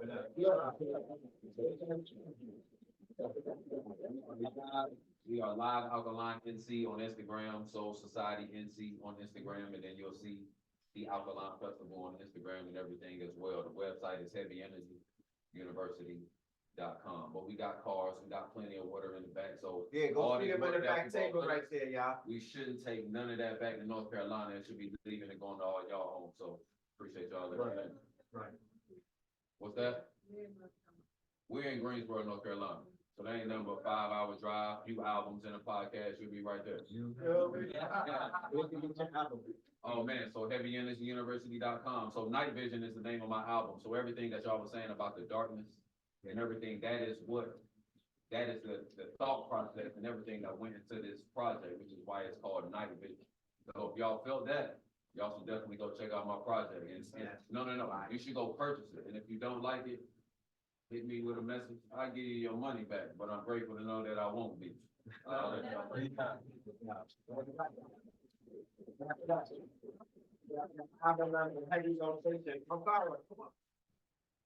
So I want to introduce you right here to the I them, the Ross them, out of the Carolinas as well, opening up the portals. You know what I'm talking about? This brother right here, and this other brother right here, Ankara, all right? They, what year was that? 2022. 22. This brother right here was the promoter of an event called Crystal Currency in Arizona. He brought me, Blue Pill, Lizzie Jab. I mean, Sauce God. the Sauce God, the lineup. Illuminati Congo. It was ridiculous. Visionary. Pulled out So- something possible in a very small window of time. Yes. Very small window. So these brothers are masters of the copper, right? And the precious stones and the sacred stones and whatnot. So I want to briefly let them know who they are and what it is that they do and where you can find the God.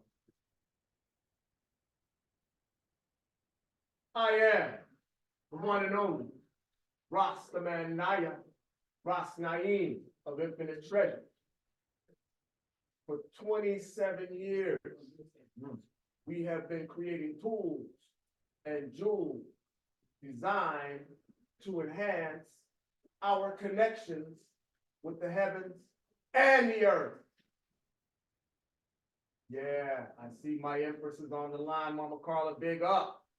You've been at this long time. And what we see is that there is a method to getting out of this matrix. They talk about the phone, to get in and out the matrix, right? We say, we got technology. On the back. We got technology that precedes these devices that dictate our reality. And this is what me and my brother Ankara have been doing for the past 20+ years, bringing forward the ancient technology, weaving, alchemy, sacred geometry, ancestral synchronicity into tools that heighten our powers of intuition, clairvoyance, clairaudience, all these qualities of character we have to operate outside of the matrix and receive our downloads And this is why, when we are privileged to be in spaces like this, we have to honor our champions. We have to honor those amongst us who are doing this good work. We got to put the tools in their hand so they can stay enhanced, they can stay in tune as much as possible. That's what we tell you all. Send us your champions. Send them to us, because no more plastic trophies. Gonna do them no justice. No more senseless placards. We need to put the tools in their hand where they can level up for real. Interdimensional. And this thing right here, I'm not the first to create the Ankh. I won't be the last. We got a bunch of Ankh makers up in here. But I bet none of us can really define what this is. Show me the person in here who can identify all the types of grass. Show me the one who can ID all the spiders. Who can call all the names of all the fish. It's you. Life is infinite in its expression. So show me the person who can define what this really is. It's beyond our understanding, but it is a critical portal between dimensions. And we see it throughout the times. Nothing of its significance is going on, and this ain't on the scene. And now more than ever, we need to stay connected with those generations who've been waiting on us to come online, right? Somebody come up here with a flip phone, trying to tune into this thing tonight. They can't tune in. Their technology is outdated. So this is what we're saying. We're going through, this is the Kali Yuga. The Kali Yuga doesn't seal up. We need more than what's coming through this device to get the downloads from our ancestors. They're waiting on us to come online. And that infinite treasures, this is what we've been doing, quarter of a century, research and development. Yeah, heavens and the earth, what we deal with. I am the one and only Rasta Man Naeem, Ras Naya, infinite treasures. And that's what we do. We build tools and jewels designed to enhance our connection with the heavens and the earth. And this is why first, and probably one of my few pupils who saw this at a young age and took it serious. Back in the day when I started Catholic book, and I'd be like, yo, why you got all these stones on you, bro? What's wrong? It wasn't cool when I started. It was not in fad, it was not the in thing. I had to kind of keep my thing on the low. This brother right here was like, yo, Ross, the people are ready. Come up out your turtle shell. The people are ready for what you're doing. I wouldn't know this brother right here without this man right here. Simple as that.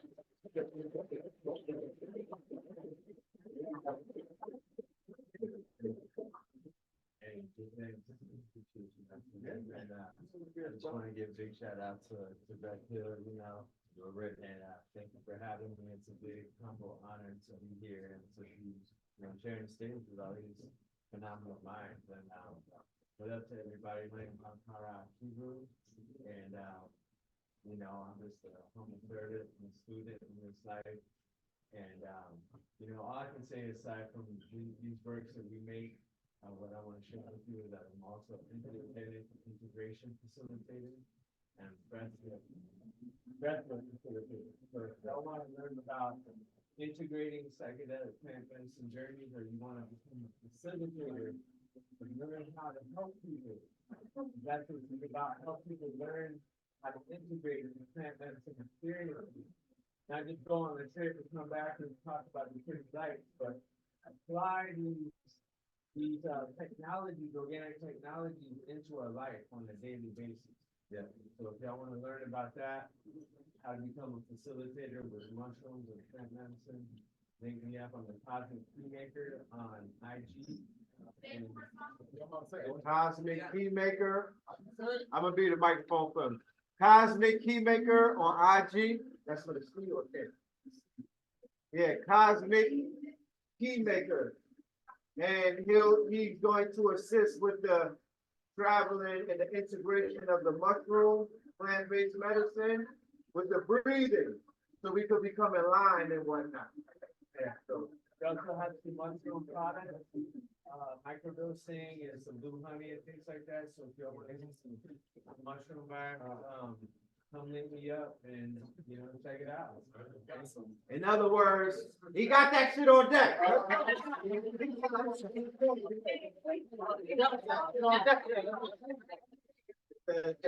Callie, you go. I don't want that. All right. Introducing our good brother Jefferson from athletics. You can see the drip right here. Yeah. Give it up. You know what I mean? Big dog. I have the world's first brand to learn Black history and sports apparel. Or you can call it the world's Hey, on the noise, y'all. brand. So what we did is we took our ancestors such as my yachts, Zulus, Marcus Garvey, we merged that with sports apparel so we can celebrate them the same way people celebrate the Cowboys, the Yankees, and all them folks that let them down every year, every week. Also have a store in the New Black Wall Street in Stonecrest, Georgia, called Star Status. I carry Red Pills line, not loaded leads, the new soldier culture stuff. I also collaborated with Black Magic and Campbell. We created the Icons of Magic t-shirts and hoodies.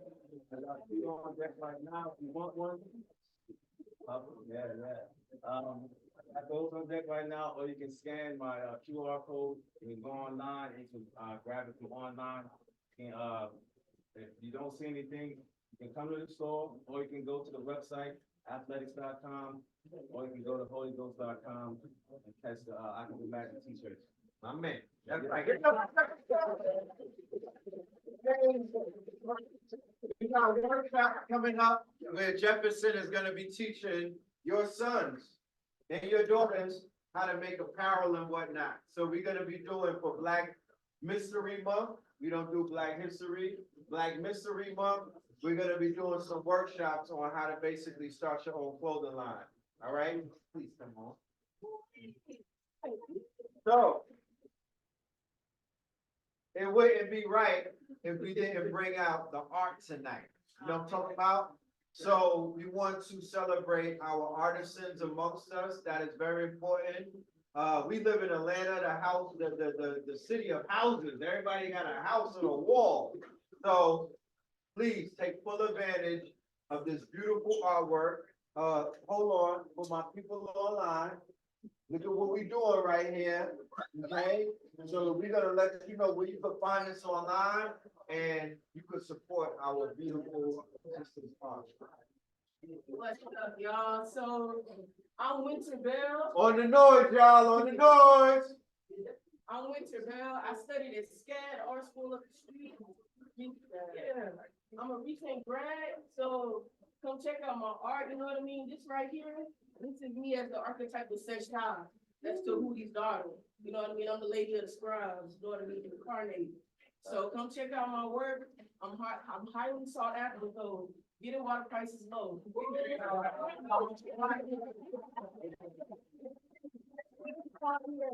Got Bell, and that's Winter with a Y, not an I. Winter Bell on IG, y'all. Come on, give it up for Winter Bell.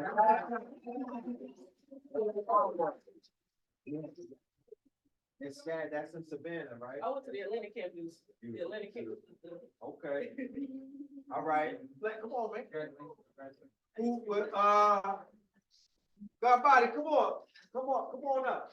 Yeah, let them know what you got on deck. Gemstone dripping, front and center, please. Gemstone dripping, bring some of those gemstones. All right, God body, come on, where your bro at?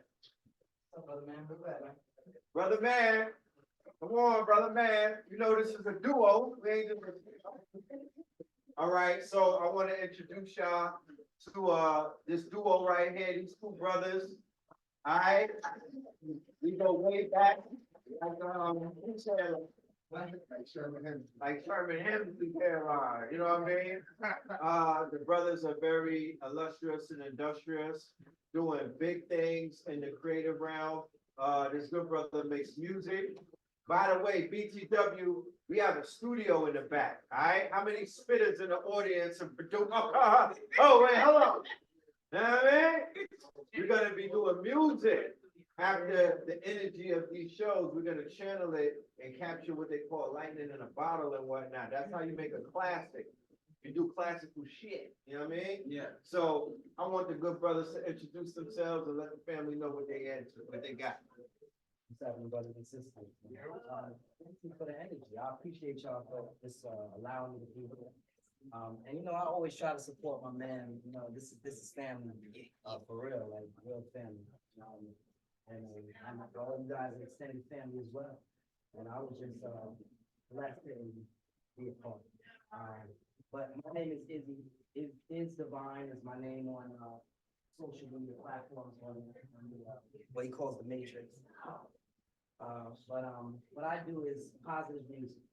So just music with a message. I believe that a lot of the music today has lost purpose. And you know, that vibration that we give with music is supposed to elevate us to different, just open our minds to different avenues, even connect us to each other in ways that allow us to feel each other. And even the music that we hear today is giving us some kind of energy, not always progressive, not always in our best interest, but it is energy nonetheless. So I don't feel like, I don't too much go against it because I go with all kinds of energy. But I do want to give an alternate for those that want something else. And you can check me on any social media platform, but you can check me on IZIVYN. And my campaign is Who is Divine? And overall, we are, as a people, we are divine. I want to bring back that divine essence of us all. My actual name is Divine. So pushing that narrative has always been something that I felt strong about. I come from a very powerful family, a very powerful background. And you know, I have a very large, huge energy, as the brother put it. And so to be engulfed in people that can share that energy produce, and I think that it begins with a change with each individual. And I felt like, although I had the ability, I'm not a rapper, I do R&B, pop, rock, sometimes hip hop, but I don't classify myself in any of those genres. I try to make music that comes from my heart. And the music that I'm pushing now is a song called The Shit, which is basically talking about the crappy music that's out today. And I would love the support of just trying to push that narrative. So if you see it, like it, support it, push it. I've given some of you cards. If you haven't gotten a card, come to me and get that card. It's a card that gets you right to my links and gives you the ability to tonight. Oh, and we also brought some things, some of my paraphernalia, you know, some of my actual merchandise, as well as some well, let my brother talk a little bit, because I've been talking.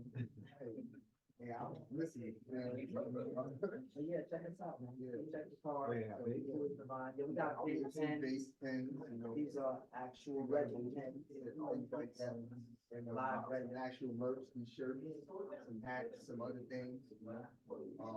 There's two brothers from Brooklyn, entrepreneurs, came up in different ways, but came together and ended up in real brothers, ending up getting together and becoming partners in life and in business and in many other things. And we have some comrades that we met along the way, such as Red Pill, Brother Bluepill, and many other brothers that we met along the way. Jefferson, we met all these brothers in different scenarios, different times, and we're grateful to meet all of you as well, our more extended families. Also, as business animals, art is handy. So if you're looking to get anything done in your home, if you need anything, we do light fixtures, home automation, security systems, TV mounting, that's my main profession. And on the side, I try to push my business. So, Do you get rid of roaches? Hey, listen, I ain't seen a roaches on this side. It's Yeah, they ain't regular roaches. Yeah, they ain't like the little ones. It's roaches on steroids. These cornbread fed roaches. Cornbread fed roaches. These are big ass roaches. Tell me you got your roaches. I'm King or KB, as I'm known, you know what I mean? You can follow me on IG, King IB, KINGIVE13. Thank you. You can follow me at WHO _IZ_DIVYN. Or just go in the back and hit the on that big old poster back there. Yeah, make sure I get a call from them in the back, they back there holding it down and whatnot. Thank you, thank you.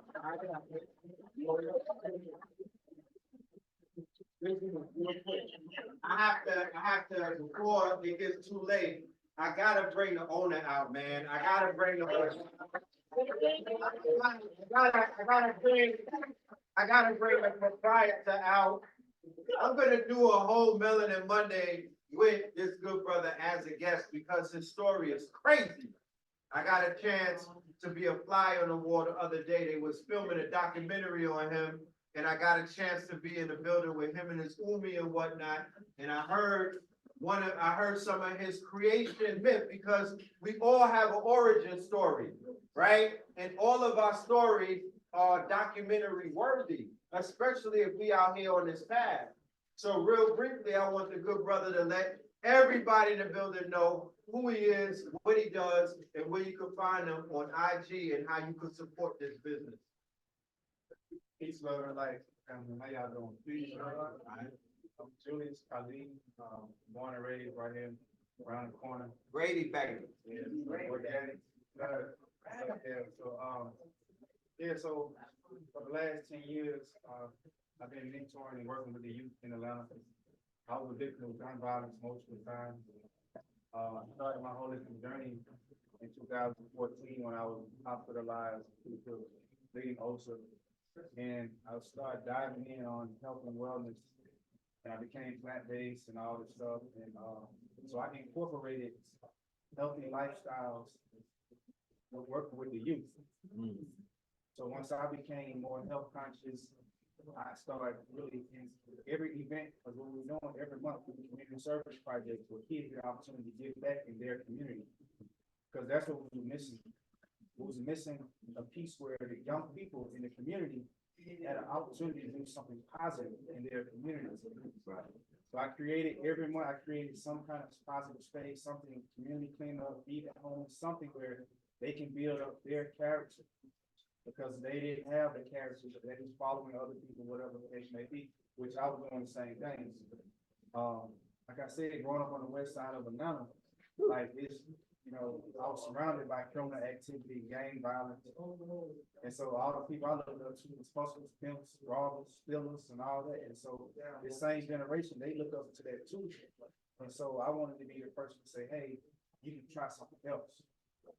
And so starting nonprofit, really just I found my purpose. It was my purpose because everything just started lining up for me in my life. Like my whole life was just, I went from being in jail. I started the movement when I was in jail. I got out, doing good with the community. I got an opportunity to work for the city of Atlanta. Got an opportunity to do events with the mayor. Got an opportunity to go to New York and meet Obama. So it just was like everything was lined up when you're on your purpose. Right. And so that's what I talk about when I tell the youth, like the spirit of positive thinking. It will never let you down. And I gave my life and say, you know what? I just want to be righteous. Whatever happens, whatever I gain from that, I know it's well earned and well deserved. And so on this journey, I incorporated the holistic part. So I'm growing up on the west side of Atlanta. There ain't really no Whole Foods, no grocery stores. Ain't nobody talking about health food. Yeah. So I started a community garden. Like we had a piece of property that was donated to the organization. We started a community garden. So I'm teaching them the real black power, how to grow your own food. And so we incorporating that. It really changed the mindsets of these young people. They started loving themselves a little bit more because they were paying attention to what they put in their body. Because the stomach is connected to the brain. Right.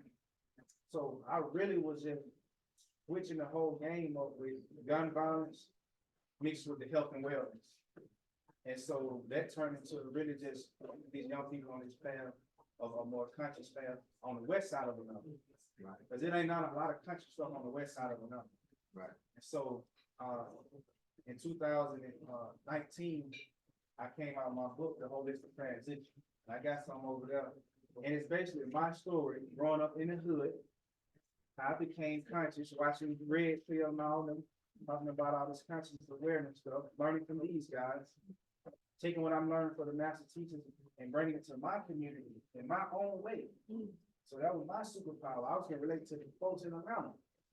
They speak my lingo. You know, everybody got their own lingo. So, folks that I was connected with, I was raised in their country. And so, we shifted over to a cafe. So I went from kindergarten, teaching them health and wellness. Now he go to food. See what I'm saying? Now that I'm teaching him how to make the food. So now on Wednesday, we have cook classes. So you can come and learn not only from get the plant-based superfoods, I call it superfoods, but we do all organics. Everything we shop with local farmers. You know what I mean? And then, like I said, the sea moss pancakes was like a infusion of my son being a plant-based alkaline diet since he was born. Man. And so I was like, how can I get him these sea moss, Corella, and all this stuff, make it taste good? I threw it all in a pancake. Put that syrup on top. He got everything in the pancake. So I was like, wow, if I get a spot like this, a breakfast spot. Right. So we can do the holistic Waffle House. Switch it up. Yeah, so and that's what this concept came from. The concept came from providing them, because I've been around it all of my life. So it, you know, some of the foods are pretty good. It's getting kind of played out, but the energy, what I noticed for me, got real different when I started really tapping in. So I'm looking at folks that touching my food. I'm seeing them having bad attitudes back there. And so I'm like, dang, so it's hard to find it. Right. But here, the first ingredients is love. I know y'all met my sister Kimmy, energy 5. Yeah. We meditate, we save the spot down before we get started. You know what I mean? So that's what I was trying to find. It's hard to find that good positive energy, people who touching your food. So it's hard to find people that work here too, because it's like you got to go through a lot of people. Right. Because you know, my thing was I put the cafe under the nonprofit. So everything we raise, 50% is going to build a community center in the hood. Right.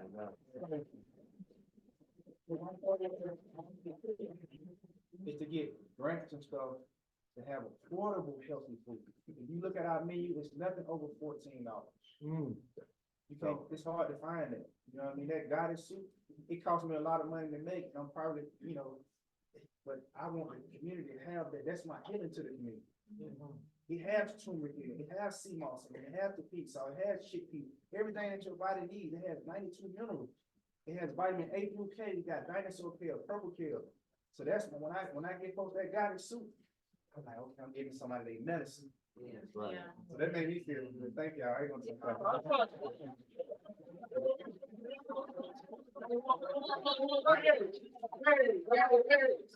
You honor the champions amongst us, King. The vision was prophetic.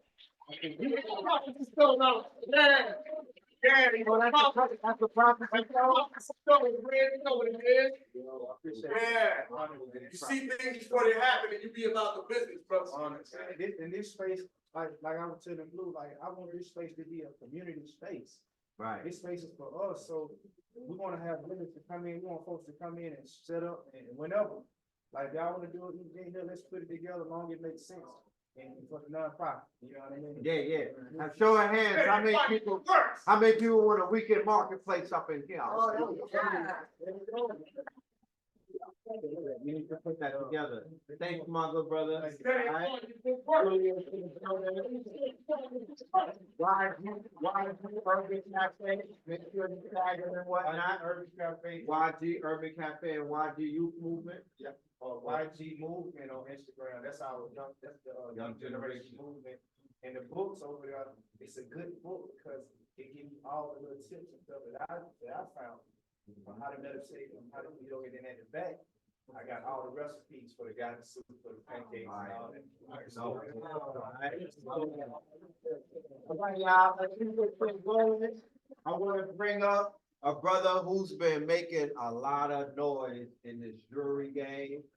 I'm talking about celebrity clients, media, social media influencers, you name it. The brother is outside, he gets busy, his social media account is lit and whatnot. Without any further ado, I want to introduce to you our good brother, Jim Stone Drippin'.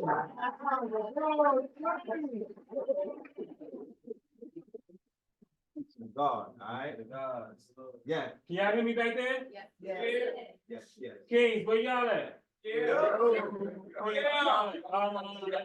That was whack. Let's try that one more time. We got breath in our lungs from this side of dirt, not 6 feet under. It's a hood, there ain't no gunplay, and everybody is fully restored with their spiritual energy. So, Kings, where y'all at? Right here. Goddesses, where y'all at? So, my name is Benjamin Divine. I go by B Divine. My company is called Gemstone Dripping. I'm gonna take the sunglasses off because I know I feel like I'm a little too super fly. I want to be able to connect with y'all real rap.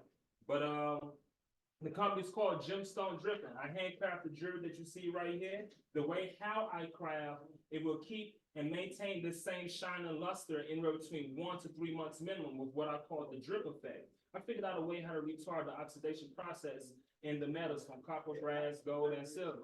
Also, for those who have shopped and purchased, who have sampled and purchased the fragrance oils back there, I have a line of customizable fragrances, all individually crafted with pure fragrance, top shelf premium oils that I take that has no chemicals, no base oil, no alcohol.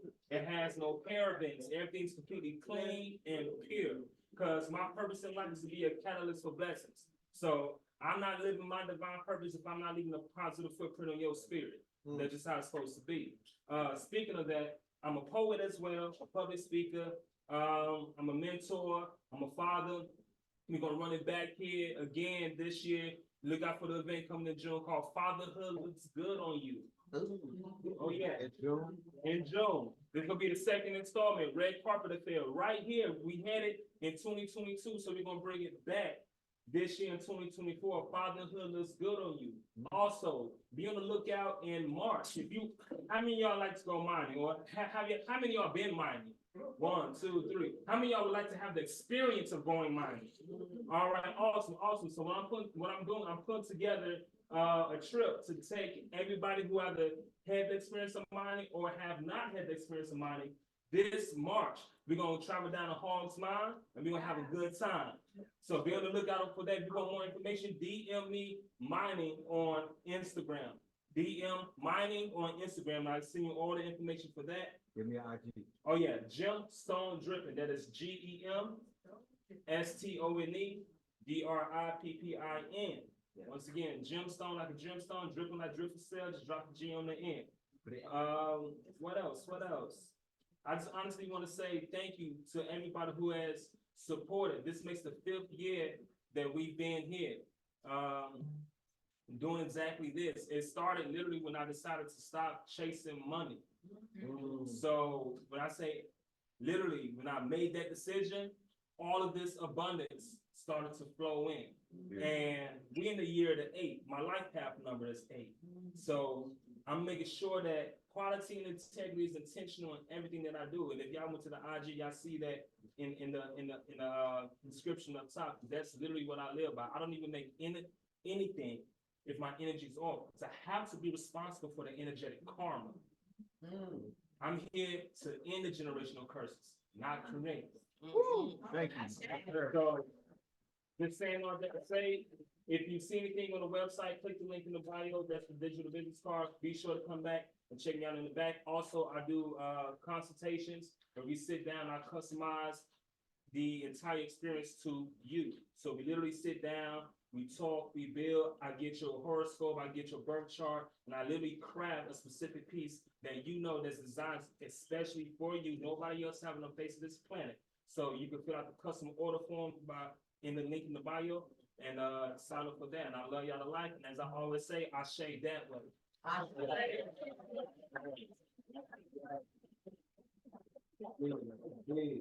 All right, coming up next. Yes, we got the guard, Mesiano. All right, give it up.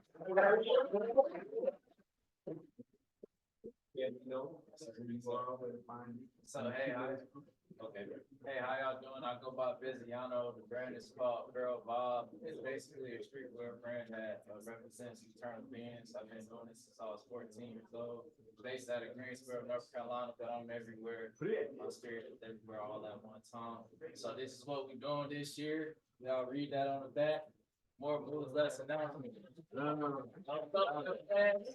Just show me your results. Peace and love. Blessings to y'all. Thank y'all for allowing me to be here. Appreciate it.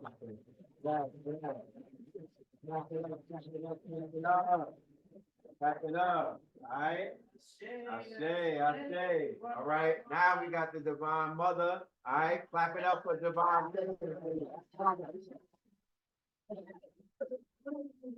Family of Plus Art Equals Wellness, that's a plus sign and a she sign, that's my channel. Plus Art Equals Wellness, our precious mother love, so beautiful to meet you, thank you for hosting this event. I met all the vendors, we are all, I mean, like, I do what they do, but we don't do what each other does for real, because it comes from our spirit. And I enjoy the pieces that I seen by everyone else, but I want to show you something that I have. I'm actually 420 friendly. And so I have also been a grower. So I use the stalks from some of the things that I've grown. And then I actually incorporate the stones things.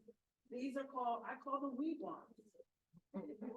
So you can use them for, like this one is like, you're kissing the stones, you know, and I don't know if you guys ever did this to you with children, but you know, pucker up buttercup.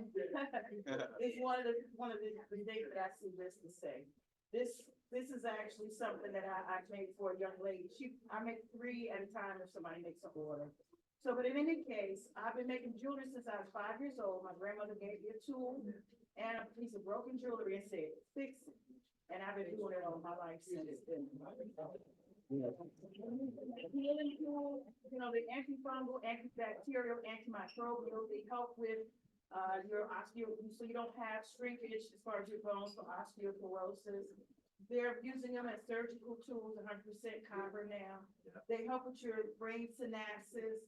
It's a very, I mean, we're electrons, protons, and neutrons. So these things help us to be able to, like a breaker switch, for when our energy is off or if it's blocked or something. And I have used, like right now, today, for the first time, I'm wearing a copper infused sock, right? Right. If those $1 million sports bodies can wear it, Then you know, can too, right. I tried it and it works, just like these do. But these are natural. These have and mine are naturally THC infused.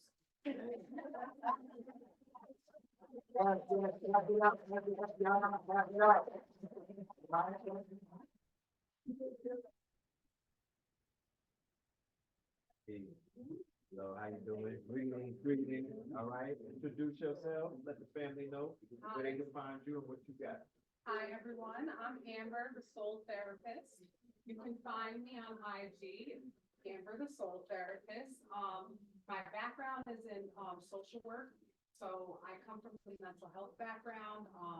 My biggest mission is to merge the mental health with spirituality. I am a Reiki practitioner as well as a shamanic practitioner. So I include those things into my practices with my clients and also all of my products I make, like some of my tiaras. They're all made with copper and real crystals. They're just a little fancy because I like them to be pretty. But yeah, that's pretty much it. So Amber, Amber the soul therapist.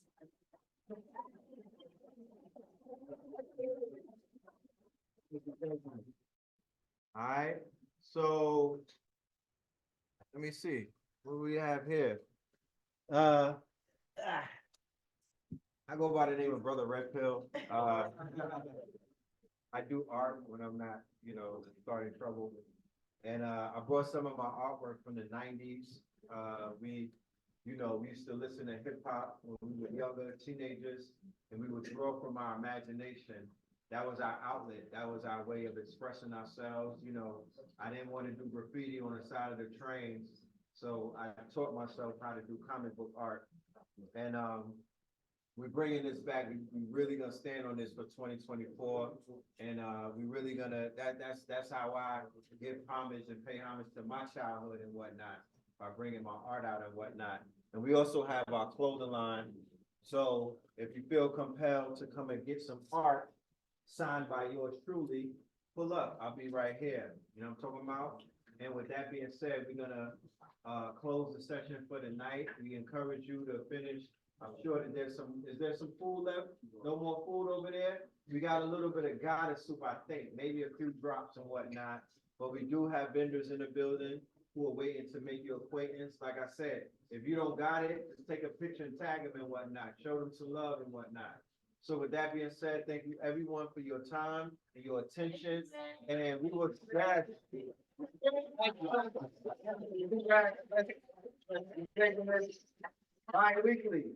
bi-weekly. So one of the goals or the ideas is for the next 2 weeks, I'm gonna bring Ra Aku, right? The Cosmo physician.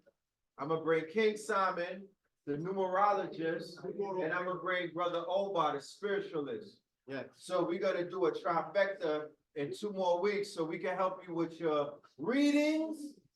We can help you with your horoscope or the precession of the equinox, so you know when these alignments are taking place. And we're gonna help you with your numbers, and we're gonna help you with some spiritual readings. Hopefully, if some people need some spiritual work, I would not recommend anybody other than Brother Omar for this community.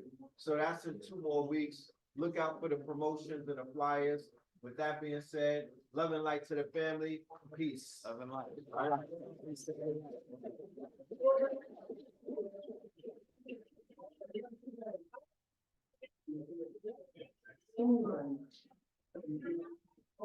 Family.